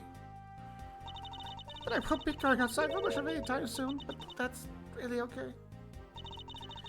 The only person I'm forever attracted is the Cage of Love. The guard down the hall down at the detention center. Well, when he's on guard duty. He has such a cold look in his eyes, just like that prosecutor. But... Ah, stop it, Lauren. When will you ever learn to stop being a prisoner of love?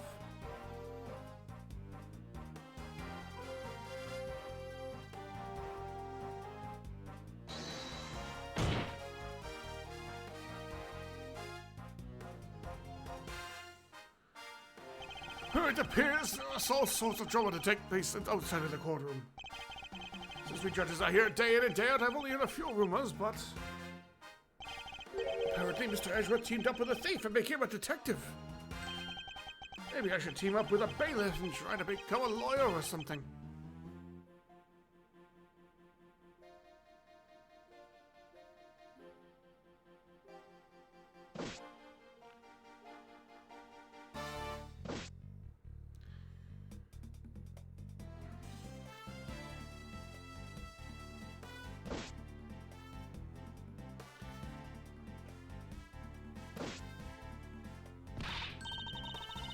Well, I barely escaped death yet again. Yeah, but you were lucky to have Mr. Edgeworth help us out, huh? Yeah, but because I lost the key, I got fired from my security guard job. Oh, I get to you, Maggie. You still got me. You're right, sir. I won't be sad. I'm gonna pick myself up and get through this. I wonder what my next job should be. Oh, this is actually kind of fun.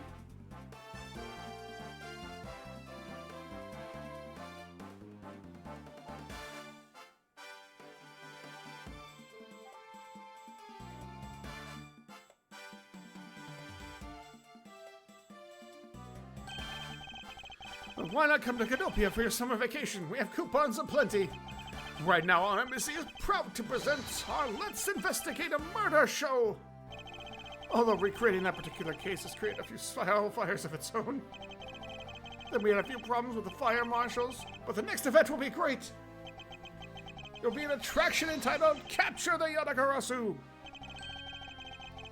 Of course, we're doing this case helped in creating our latest attraction.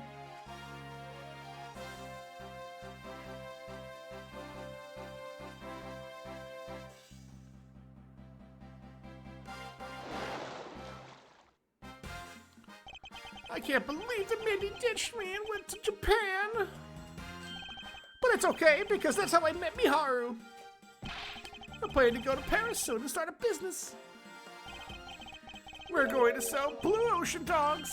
They'll sell like hotcakes and hotcake hot dogs for sure. A blue hot dog and a blue bun. I guarantee it'll turn your tongue and face blue.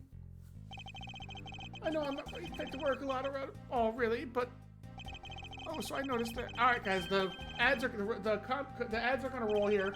I can't stop them this time, so we're just gonna let the ads play. Make sure you guys check out the VODs for any missed dialogue that I do here. There shouldn't be much more, I hope, but we'll see. But I can't delay the ads on this one. I delayed them all last stream, so I can't do it this time. So So if you want to look for any missed voices, check out the VOD. I gave testimony in court today as a member of the Yatagarasu. Yo, Mr. Bad, you look well, all things considered. By the way, have you noticed the elements within the ring have begun moving?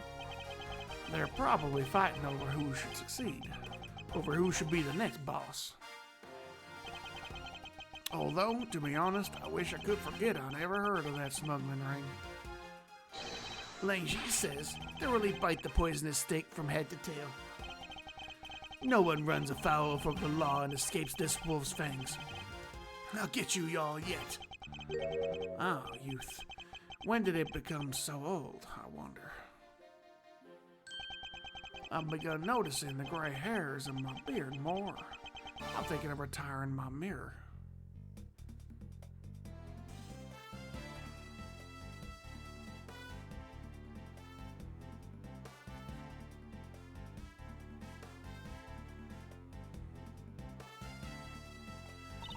I was the Pink Princess and the Pink Badger all in the span of 2 days. Talk about busy. But it's alright because I got this letter from my beloved Edgepoon. Please take care of your hip when you wish to speak. First, take off your headpiece. What does he mean by that last statement? I feel like I enjoy being under a headpiece every time I see it. An alien and some creepy fuzzy pink animal. No, it's a pink princess, a great hero, just never sounds like I made this one. Yeah, I can't keep up. Not in that voice.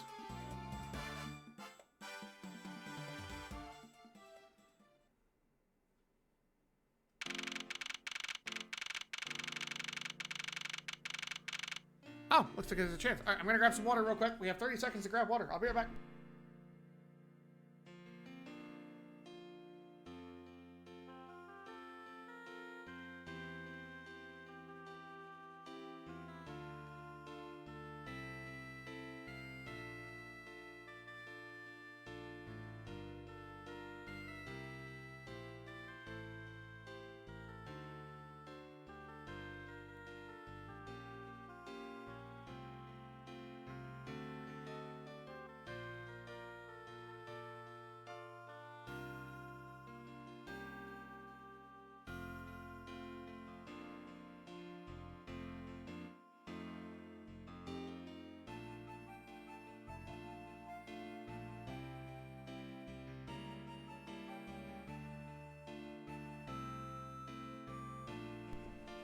I'm back, I swear.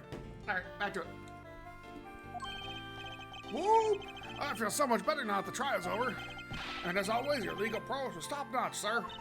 Yeah, nothing beat that look on Mr. Alba's face when you revealed the ring's secrets. I was amazed. You're like a totally different person when you step in a courtroom.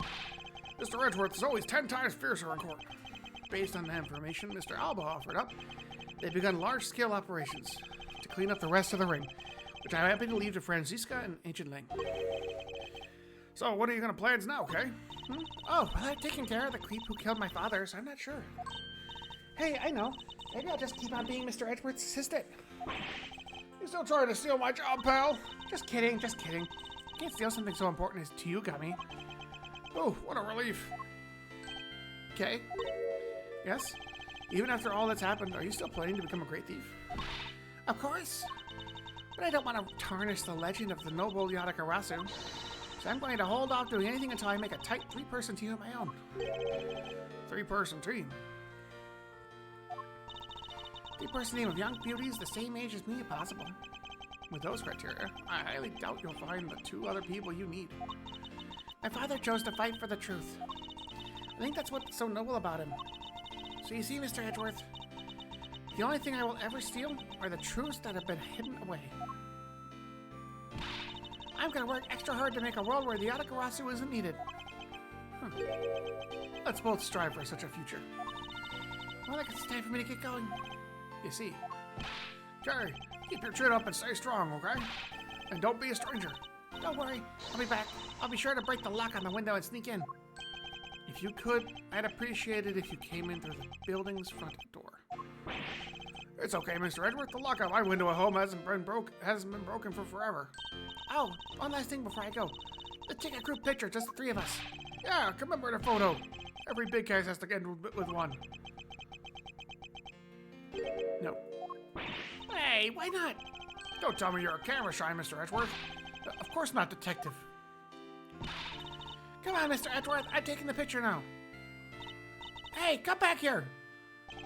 Mr. Edgeworth, you can't run away from this, sir.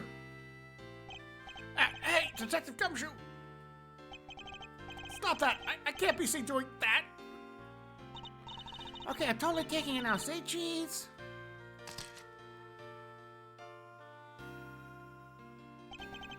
And thus, the long tale of the KG incident came to a close. It saw the demise of a smuggling ring and the birth of a little great thief. But there is little time to rest and relax, for I am eager to tackle the investigation into a new case. The reason for my eagerness is I want to pursue the truth, and I want to believe in the strength of those who use the power of the law for good. As someone who has chosen to live my life as a prosecutor, that is my new creed.